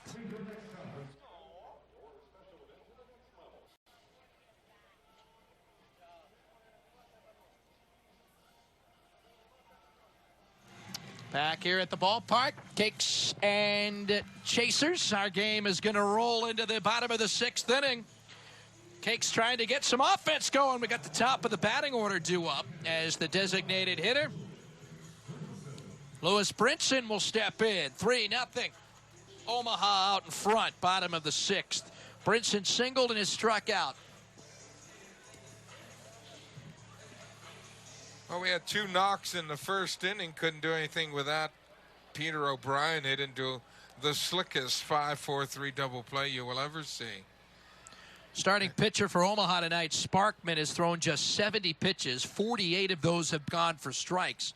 5 innings pitched. He's scattered 5 hits, has struck out 7. Yeah, he's really been sharp. Ground ball, third base. Nice pick by Arteaga across the diamond for the out. That was a lot like that double play ball, except he went to his glove side, but he's so slick and did a little 180 and flipped him out. But that ball was hit pretty good by Brinson. He had a good swing at it, but Arteaga, a lot of third basemen. Here's Isan Diaz, who steps into the batter's box. And Diaz swings away, and he pops this one up, foul territory. Sparkman's been good. 0-1 now to the batter, Isan Diaz. He's heading for one of his better nights of the year. He had a pretty decent outing his last time. We mentioned that. This one fouled off, 0-2. No balls and 2 strikes here to the hitter. No balls, 2 strikes, 1 out. 3-0 our score. 2 pitch swung out and struck him out for out number 2. Diaz is struck out for the 3rd time tonight and the 8th punch out of the night for Sparkman. That's a fastball at 95. Ouch. 3 Ks for Isan Diaz. Here's Adames, who bats with 2 outs. Sparkman has averaged only about a strikeout an inning this year. Maybe a tad above that, but he's been sharp tonight. The longest he has gone was back when he was still in Double-A, an 8-inning performance. He's got 8 through 6, and that's above average. Ground ball back to the pitcher. Up with it, Sparkman tosses it on to first base. Well, I tell you, his pitch count looking pretty good, pretty clean, as we have played 6 tonight. Omaha out in front. Storm Chasers with that 3-run first, leading at 3-0.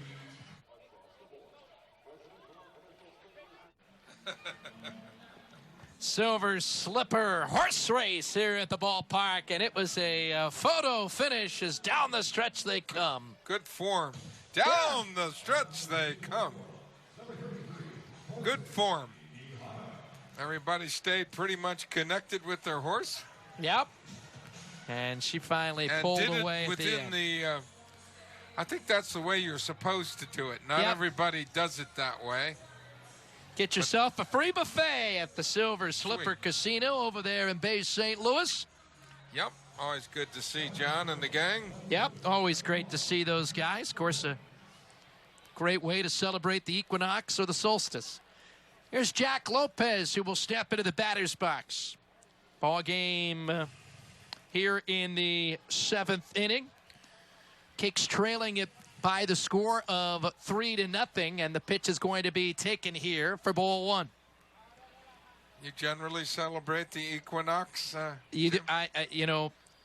celebrate the equinox or the solstice at an all-you-can-eat buffet. This one is going to be popped up into the. So that's. I feel like that's the way to do it. You do it 4 times a year. That is not overdoing it. No, and you know exactly when the last time you did it because there's only 4 of those a year. Well, there you go. There you go, that's right? a good way to keep track of it. I use that to change the filter in my air conditioner. Oh, that's not a bad idea, too. 1 ball and 1 strike pitch. Not really. You're supposed to do it more often than that, right? I guess you can look at it and see how. That's what I kind of do.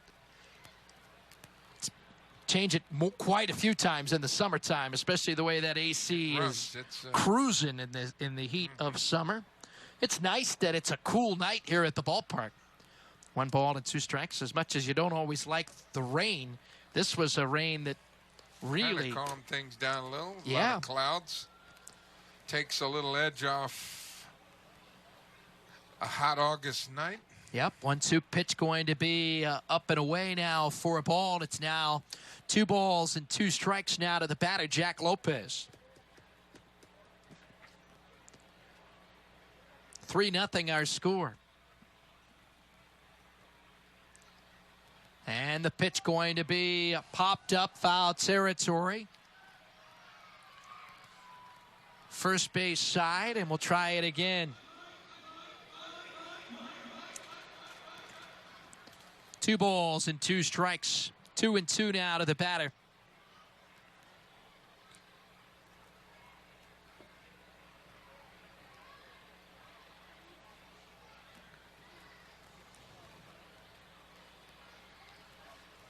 Here's the 2-2 pitch. And he gets a piece of this one and fouls it back. We'll try it again now with the count being 2 balls and 2 strikes. Jose Quijada. He's had a pretty good run. He's had like 7 or 8 outings without giving up a run. He's had a bunch without giving up a hit. If you look at his last 7 outings, he's only given up a hit in 1 of them. How about that? You know, Gallen gave up 3 runs in the first, and you almost have to forget how good of an outing this turns out to be. 6 innings pitched, he allows just 3 runs on 7 hits. That turns out to be another pretty good outing. His .385 earned run average will only move up a little bit. He came into play today amongst the top 10 in the Pacific Coast League. Now, obviously, there's other guys pitching.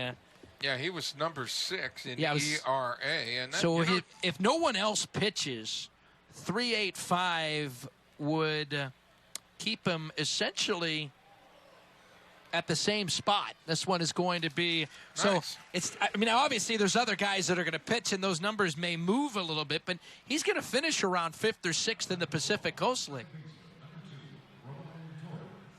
Sandy Alcantara, who made his final start of the year last night, will finish with a .389 earned run average. So he's going to finish in the top 10 as well. Good for him.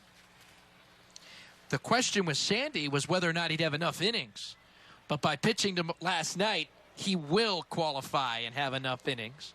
The 1-0 pitch going to be taken, and it's now a ball and no strikes here to the batter, Ramon Torres. Quijada, just a really interesting looking 22-year-old. That's a fastball popped up to the shortstop. Yep, shortstop coming over. He's got a fastball low to mid-90s with a hard breaking ball, and just all I can say is he's got a brio about his behavior out there. It just seems to bubble with go get him, and I don't know, you just like to watch him pitch. You just feel the energy. He's letting it go. He wants to be out there. Shows bunt, and the pitch going to be up and away here for a ball. Holding little back is what it looks like to me. 1-0 now to the batter, Nicky Lopez. He's a great kid, too, around the clubhouse. Always got a big smile on his face. And, you know, there's that snake, and it's a strike. It's a big breaking ball, big curveball. 1 ball and 1 strike now with 2 outs. 3-0 our score. The 1-1 pitch going to be swung on and fouled back, and we'll try it again now with the count being at a ball and 2 strikes. I think when you look at Jose Quijada at 22 years old, with the stuff he's got and how he's done here at the AAA level, you're looking at a guy that's going to pitch in the big leagues. 1-2 now with 2 outs. Yeah, as young as he is, you know, and he showed a lot this season. You know, he blew his first save, but bounced right back. And you know what I mean? He just showed those growing pains and the development that a young 22-year-old needs to make. Yeah, he's shown me something. I just I just love to watch him out there. He's kind of like he's himself. He's not like anybody else. He really gets after it. 1-2 pitch, ground ball hit to short. Shortstop is up with it. Yep. Throws it to first base, and the inning is over. No runs, no hits, nobody left on base. Our ball game is going to head to the home half of the 7th. Cakes trailing it here. 3-0. 7th inning stretch, as always, presented to you by Massage Envy.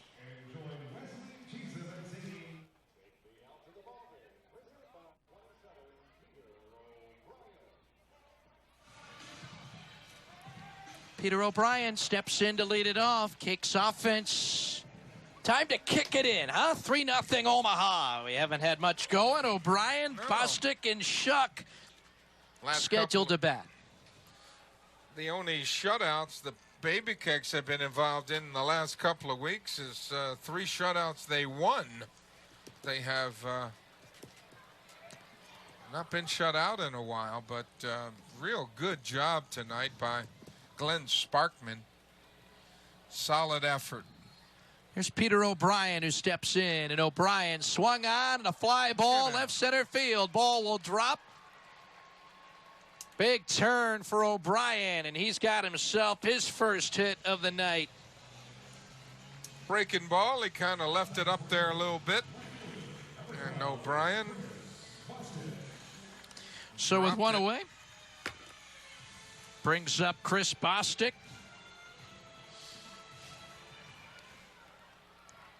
Cakes come in tonight's ball game, the final night of August, with an 18-10 record this month. That's the second best record in the league. El Paso paces the PCL at 22-6. They're heading into the postseason very hot.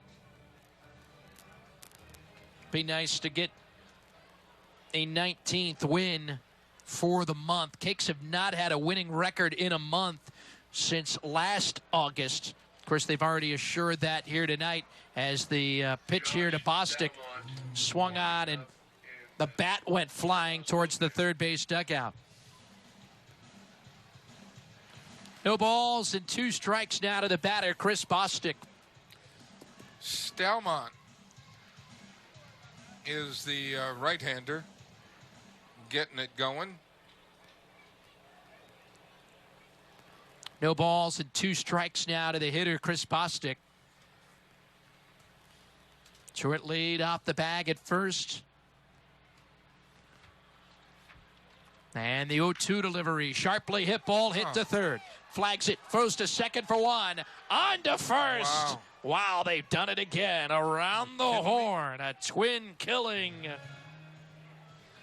That's ball was drilled. You're not going to see a better 5-4-3. We thought the other one was slick, but that was a tough glove hand try by the third baseman, Arteaga. He gets it to the second baseman, who throws it on a hop, picked by Schwindel at first.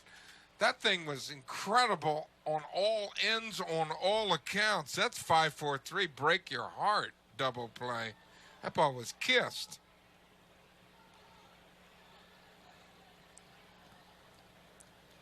Ball and no strikes now to the batter, J.B. Shuck.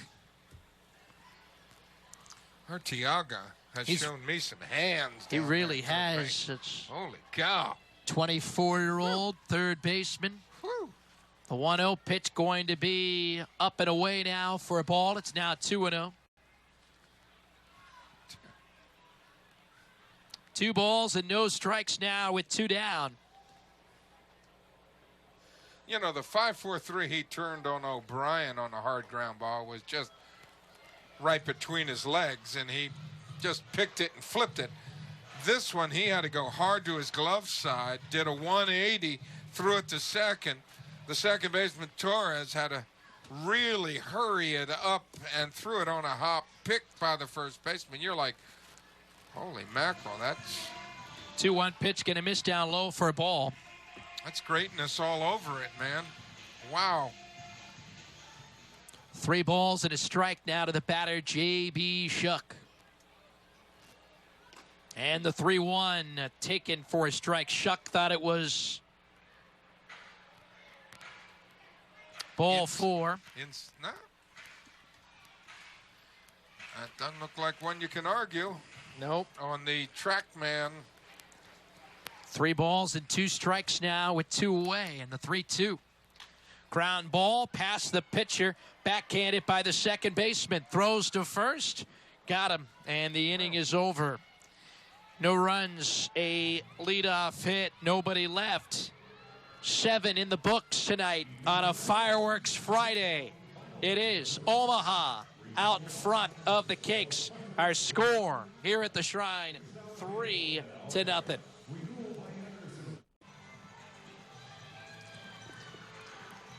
7 in the books for New Orleans. No runs on 6 hits, no errors. For Omaha, 3 runs on 7 hits and no errors. So Omaha leading it by the score of 3-0.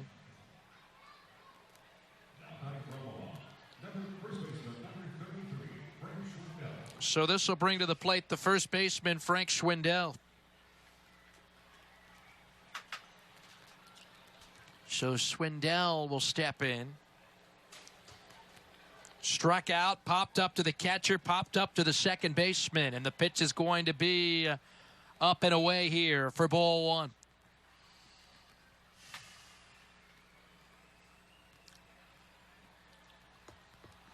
One and 0 now to the batter. The 1-0 pitch fouled back.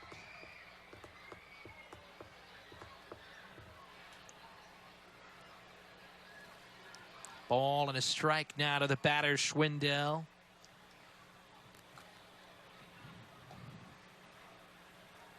Here's the 1-1 pitch. Delivery going to be popped up left side. Coming over is Mooney, who gets underneath it, and Pete Mooney gets the catch, and Schwindel is out number 1. That's a good fastball, got in his kitchen a little bit. So with 1 down, it brings up Paulo Orlando, who had a 2-run double. He's also struck out, grounded out to the shortstop. Orlando steps in, and the pitch is going to be taken here for a strike, 0-1. No balls and 1 strike now with 1 away. Yeah, Gallen just couldn't get his stuff out of the middle of the plate in that first inning, and just couldn't locate. And he got touched for a couple of doubles with 2 outs. Paulo's 2-run double. And then behind him, Arteaga hit a double to score Orlando. And that was it. Settled down, pitched pretty darn good after a little bit of rockiness in the second inning. Gallen did a good job. 0-2 pitch, yeah. When you boil it down, you look at that line, it's not all that bad. Shoot. No. Heck no. 1 ball and 2 strikes. Hard to win when you don't get any runs. 1-2 delivery. It's amazing how you look at a pitching performance a lot of times based off of how our offense does. When it's like 2 things that should not connect. Had we scored 5 runs tonight, we'd be talking about how great Zach Gallen pitched, and you'd be winning 5-3. This could be 0-0 too if Absolutely. they actually pulled off that double play. 1-2 pitch, a strikeout. Actually, you didn't even need the double play. All we needed to get was the 1 out. You know, even because getting the lead. Yeah, getting the lead. Yeah, because you'd already got a strikeout in the inning. If you get the 1 out of Lopez, Schwindel strikes out, you're out of the inning. No runs are in. Bingo. Oh, well. Instead. Oh, well. Darn it. You gave up 2 doubles with 2 outs. A tough break. Humberto Arteaga will step in, take it for a strike. I'm sure that play will be reviewed, and they'll take a look to see whether or not it should have been a fielder's choice or an error. 0-1. Arteaga. Well, yeah, my thought was they can't assume you're going to get that runner. You know, Can what Can happens, they call it an error if you... the problem is why it probably will not be an error, or at least the debate would be, is he threw it with his glove and he tried to catch it with his bare hand. Whenever you start doing extraordinary, it's more than ordinary effort, it really gets debated on, can you give a guy an error for doing things like that? 2 balls and a strike. And we'll see what is all discussed and what happens. 2-1 pitch fouled off. Yeah. I mean, you could say the comment, you didn't need to do any of those. 2 balls and 2 strikes. I know this. It was a catchable ball. Yes, it was. If you just go at it with your glove. With your glove, correct. It's a catchable ball. It's a play that's made. Go at it with 2 hands and just see what you can do with it. 2 balls and 2 strikes here, and the 2-2 pitch is going to be swung on and fouled back. Without a doubt, it's a play. Go at it with 1 hand with a guy coming down there on you. You're thinking about him, and there's a ball you have to catch. That just makes that play real tough. Mooney tried to make more play, I think, than was there, and put the ball on the ground. 2-2 pitch going to be taken. It's now 2 balls and 2 strikes now to the batter, Humberto Arteaga. You know, I don't get on anybody who's trying. They were trying to make the best play they could make, and for that, I'm like, all right. Oh, what? Yeah, 3-2 pitch. I'm all for, because both those guys have pretty good hands. This is ball 4. Both of those first guy guys to reach base against. Those guys make that play. A lot of times. I would not be surprised at all when they did. It's just that is the tough way, and they just didn't make it work that time. in the first inning. But so a 2-out walk, and it brings up Donnie DeWeese, the center fielder, 1 for 3 tonight. Quijada in relief here for New Orleans. There is some activity. Tyler getting started in the Cakes bullpen. A fly ball into left, and the left fielder Bostic is there, and we head to the bottom of the 8th. No runs, no hits, a walk, and a man left on base. Bottom of inning number 8 from the Shrine on Airline. Omaha out in front, 3-0. This is Cakes baseball.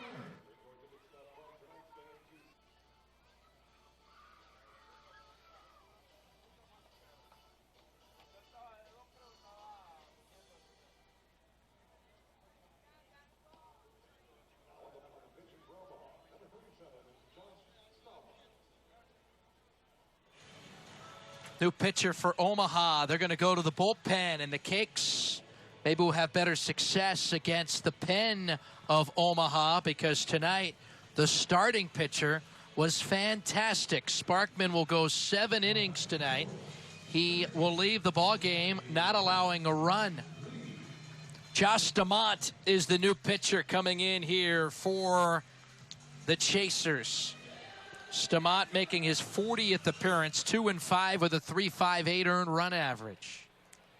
Stamont is a bit of a mystery, because here's a guy with a fastball and easily into the upper 90s, and he gets it up there really easy. 4-seamer gets real close to triple digits with a outstanding curveball. Okay, you're not going to see too many changeups, although there is a changeup in his arsenal. Pitch going to be taken here for a strike. Sparkman tonight allowed 6 hits. He struck out 8. 1 ball and 1 strike. And the 1-1 going to miss down low. Ball 2. That's 94, and he's not quite loosening it up. But if you look at last year, Stalmont came to AAA, ended up 3-8 with a 6.28 ERA, had to go back to AA. This one is popped up foul territory into the seats, and it's now 2 balls and 2 strikes. This year, Stallmont 2-5 with a 3.58. It's getting better. Still in 73 innings, he walked 50 guys. He also struck out 99 in 55 innings. That's outstanding.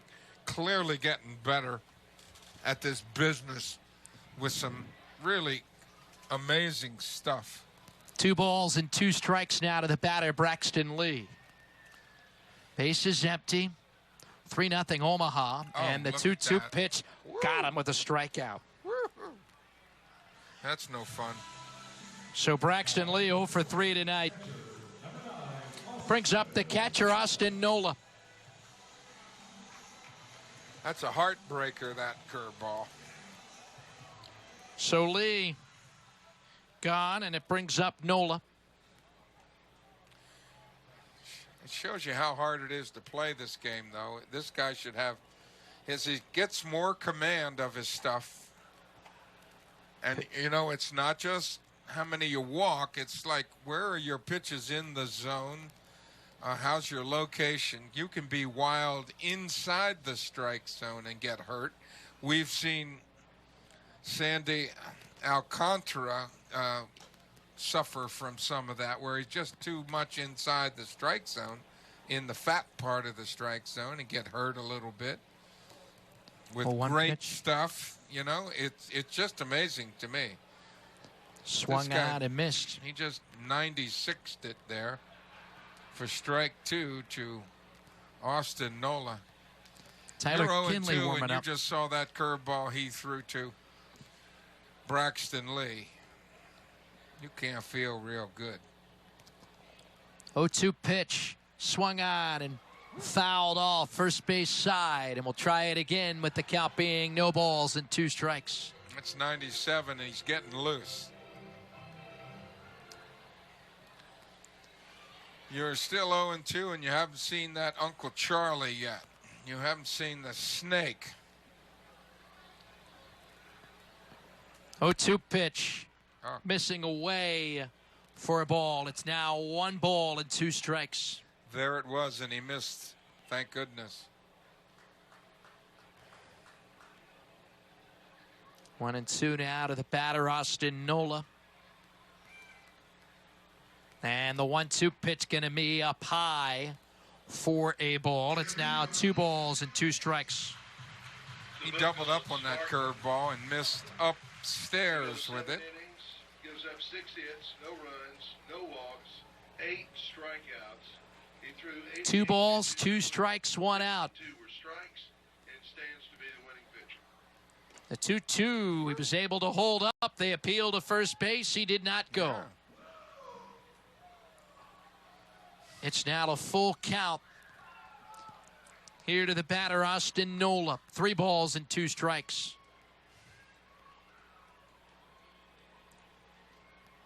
Payoff pitch here to the hitter, Nola. The 3-2 going to be up high. Ball 4. He walked him. So a base on balls issued here to the catcher, Austin Nola.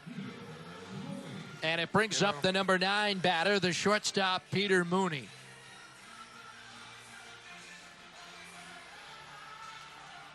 So Mooney will step into the batter's box. Singled into third and struck out back in the 5th inning.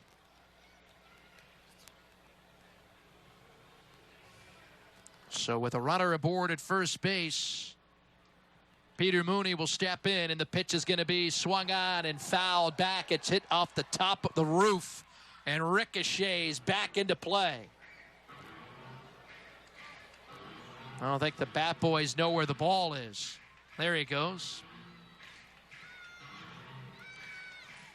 I think they saw that ball clear and get out of play and think, all right, I'm good. But the ball hit off the top of the roof here at the Shrine-On Airline and ricocheted all the way back onto the playing surface. No balls and a strike now to the batter, Mooney.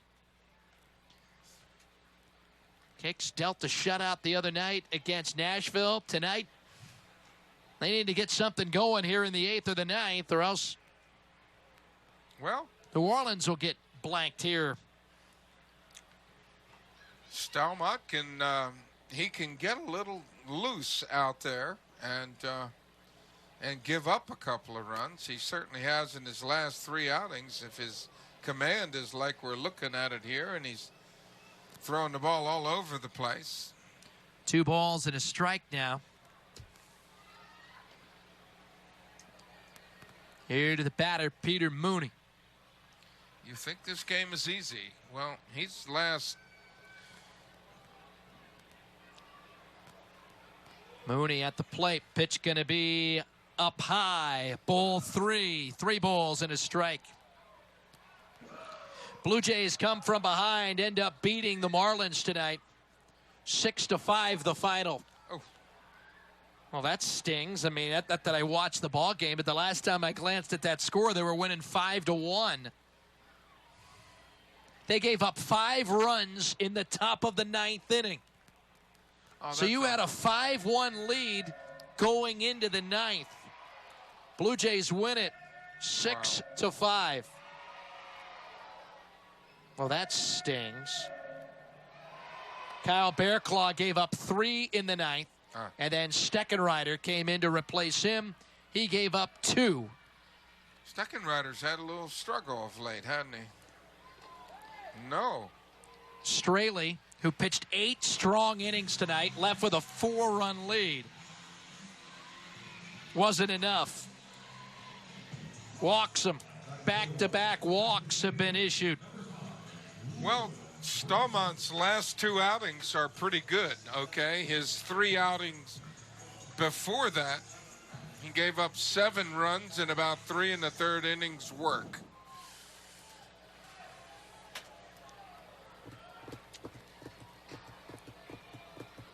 So here's Lewis Brinson, who will step in. And here comes a visit. Andy Hawkins, longtime pitching coach for this Kansas City Royals AAA affiliate, will make the trip.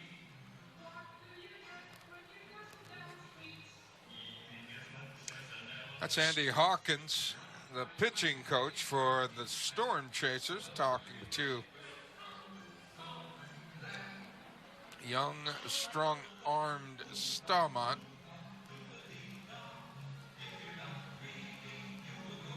So the quick visit.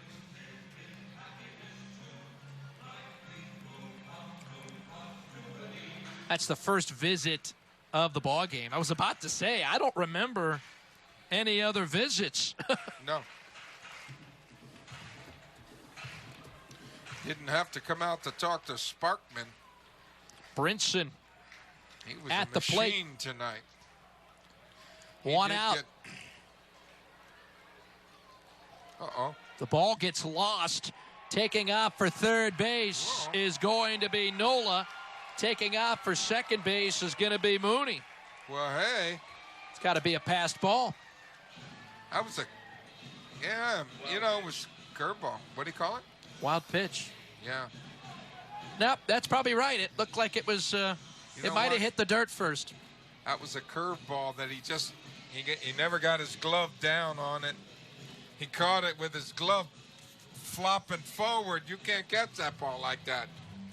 And he didn't know where it was. He never knew where it was. Aggressive base running. Didn't know where it was. So the Cakes, who have not scored here tonight, all of a sudden have runners at second and third and 1 out. Base hit by Brinson here could make it a 1-run ball game here in this 8th inning. Top of your order with 1 out. They're going to get some action in the pen. Here's the 1-ball, no-strike pitch. And the delivery here to the batter, Lewis Brinson, is going to be up and away now for ball 2. And it's now 2 balls and no strikes here to the batter, Brinson.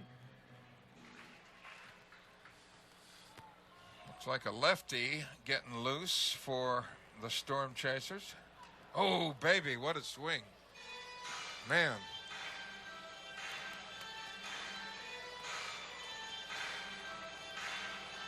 2 balls and a strike.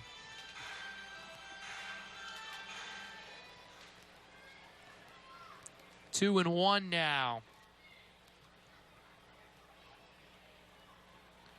And the 2-ball, 1-strike pitch going to be swung out and missed here for strike 2, and it's now 2 balls and 2 strikes.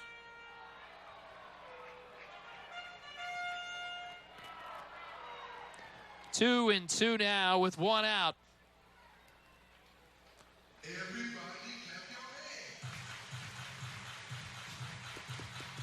Brinson tonight singled back in the first. We mentioned it earlier in the week, nothing official by any means, but we figured tonight might be his last game before being activated by Miami. 2-2 pitch swung on and struck him out. Lewis Brinson is a strikeout victim. That was some good gas, though. That was 96 on the outer edge, and Brinson didn't find it, so. And that's going to be it.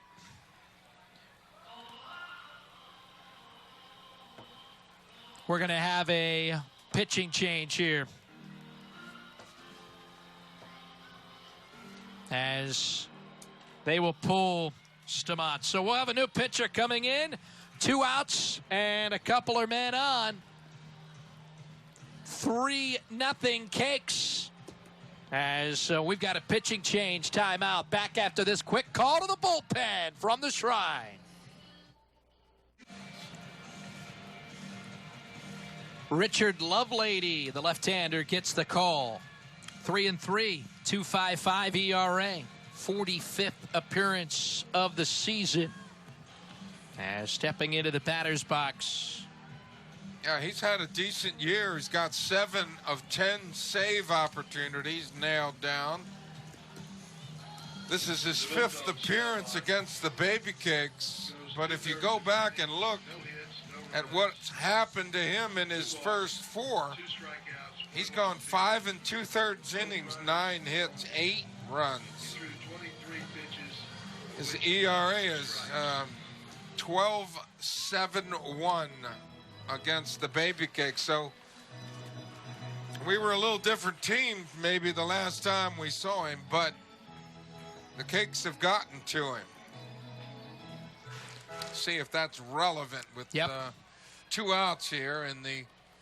He pitched a scoreless inning against Oklahoma City. Had a blown save in his last outing. He gave up 2 runs on 3 hits against Colorado. Let's see. Runners at second and third base. Isan Diaz, who has struck out 3 times tonight. Got that sort of low 3/4 arm action, Lovelady does.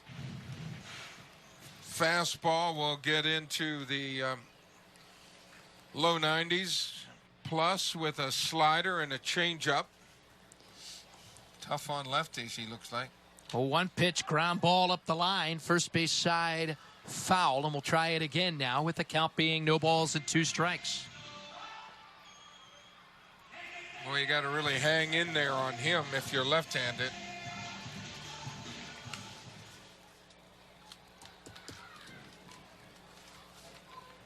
Nothing in 2 now with 2 outs.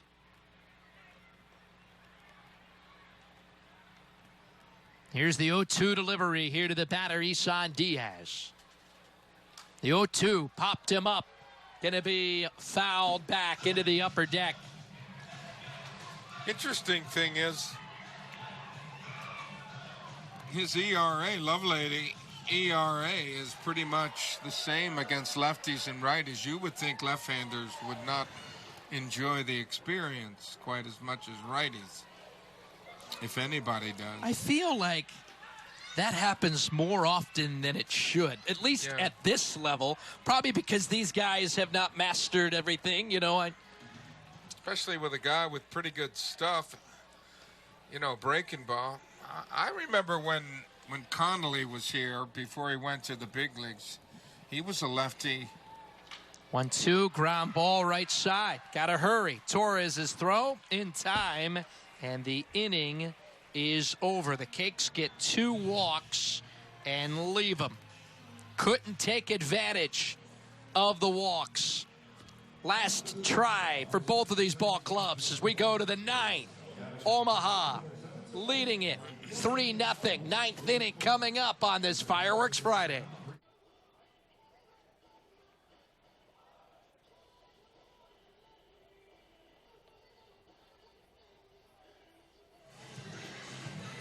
Ninth inning. Cakes trailing it by the score of 3-0. Tim Grubbs, Ron Swoboda joining you on this beautiful Friday night here at the Shrine on Airline. Our final Fireworks Friday of the season. Join us tomorrow night, 6 p.m. First pitch as the Cakes take on Omaha. Then on Sunday, 6 p.m. first pitch, Sunday night baseball here at the ballpark, and then we wrap up the season on Monday. For tickets and information, visit cakesbaseball.com. Elier Hernandez will step in. Tyler Kinley coming in here out of the New Orleans bullpen. And the first pitch is taken here for a strike. Kinley, a guy with another big arm out there with fastball mid to upper 90s, but he's got a slider that he's been employing more often. His last 4 outings, Look on Kiata. 3 of the 4 have been outstanding, and you see that slider in there for a strike, you don't have a chance. And that's what he dropped on Elier Hernandez right there. That slide piece is nasty, and then you keep sitting up there waiting for 96, 97, and you get the slide piece, and you're like, what?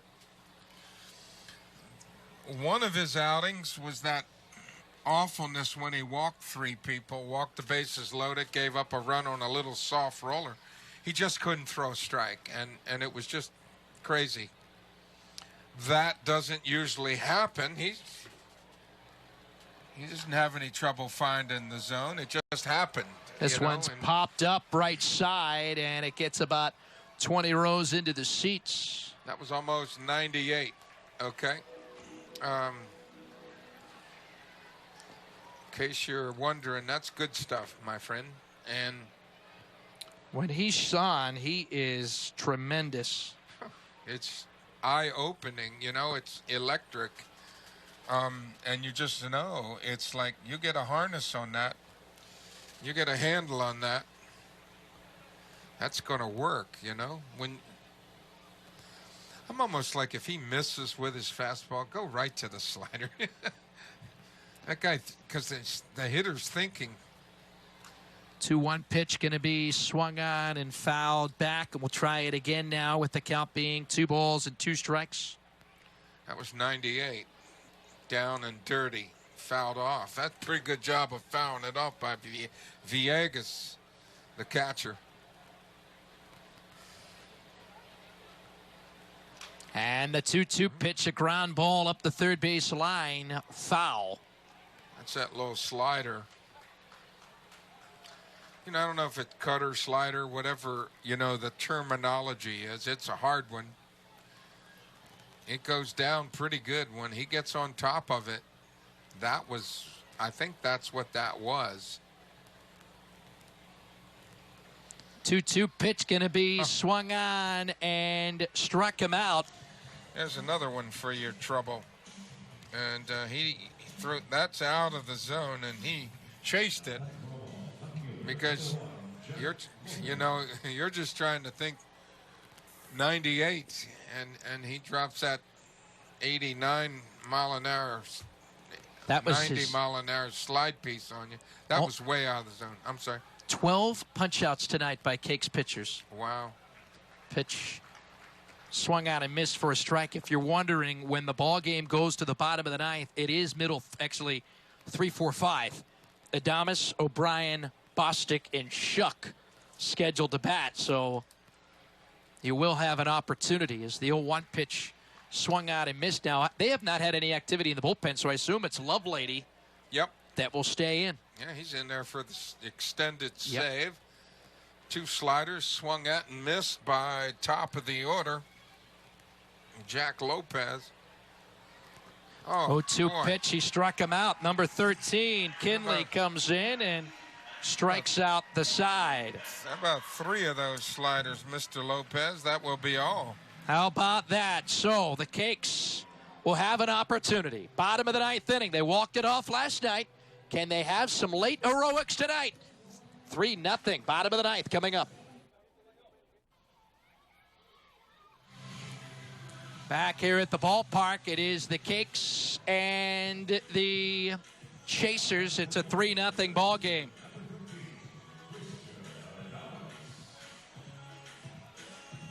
Well, here we are, folks. Buckle your seatbelt. Adames singled to center field. Has struck out and grounded out to the pitcher. Need him to come up big here. Need to get something going. New Orleans trailing it 3-0, and the pitch is going to be taken here for ball 1.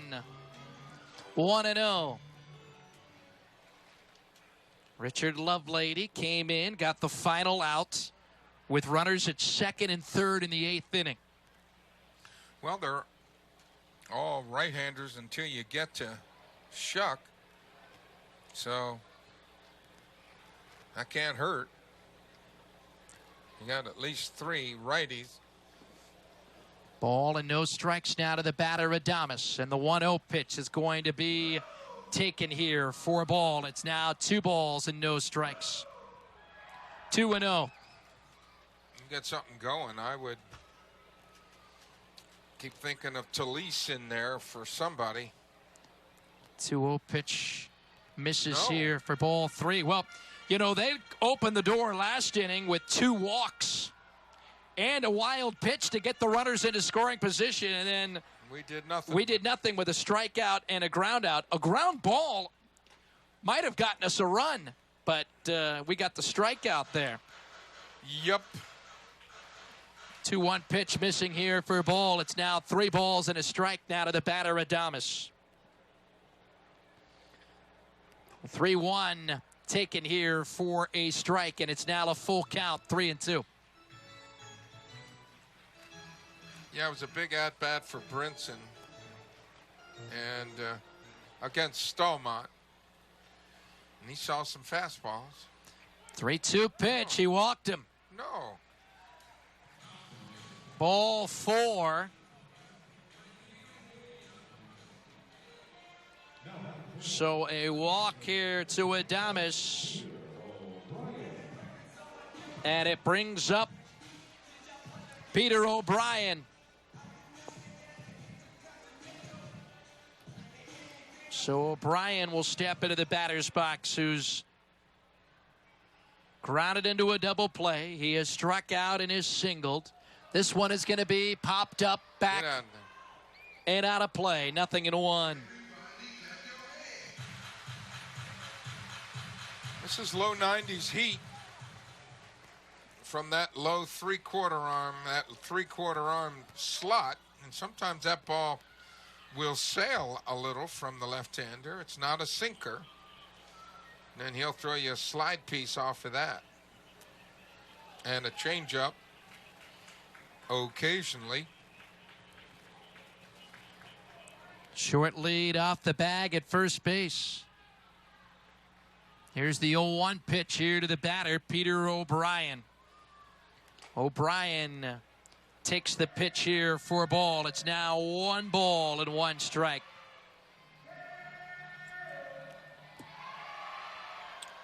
I think that was a changeup. That was either a changeup or a hanging slider. I don't know what it was. It was up and away. 1-1 pitch. Slider. Check Whoops. swing. Yep. Strike 2. That was a breaking ball, down and out of the zone, but Peter couldn't hold up the bat. Lovelady looks like he could be a little hard to pick up, you know, coming out of that shoulder. Ball and 2 strikes here to the batter, O'Brien. The 1-2 pitch swung out and struck him out.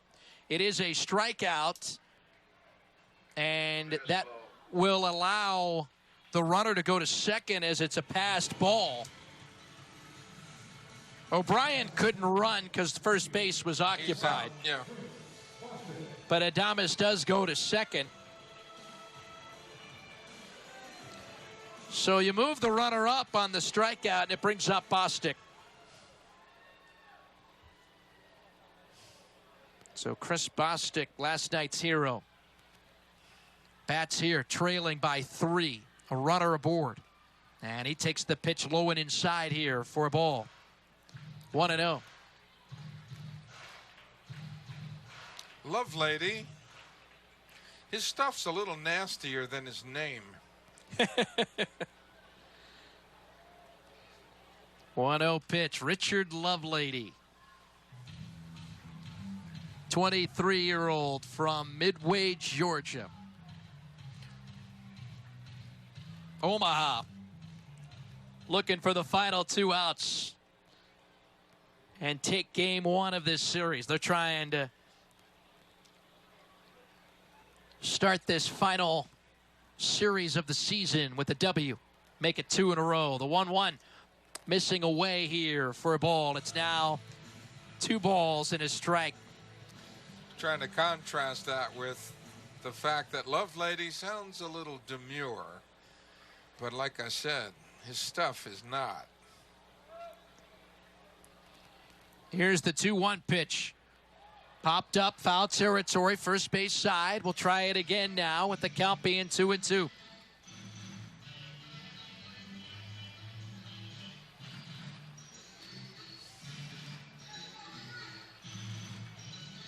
Two balls and 2 strikes. 2-2 now here to the batter, Chris Bostic. It's a 3-0 ball game. And the 2-2 swung on, and he zips it right past the third base coach, Robert Rodriguez.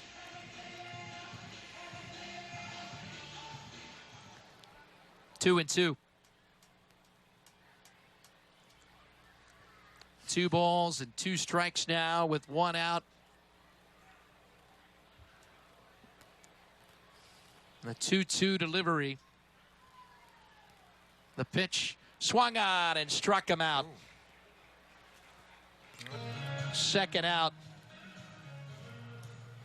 Chased that one up and out of the zone for out number 2. So with 2 down, it brings up J.B. Shuck.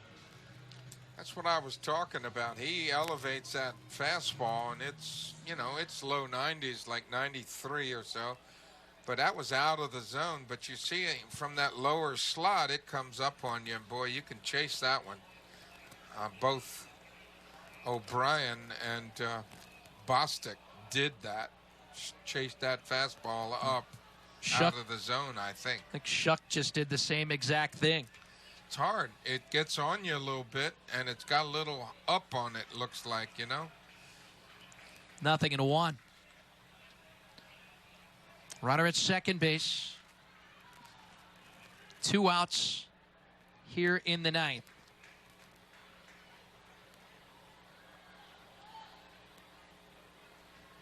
The 0-1 pitch to the left-handed batting Shuck. Big swing and a miss for strike 2, and it's now no balls and 2 strikes now with 2 outs. Like a little cutter off that thing.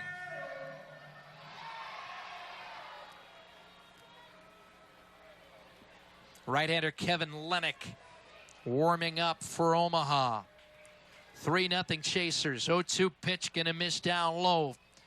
Ball and 2 strikes. 1-2 now with 2 away.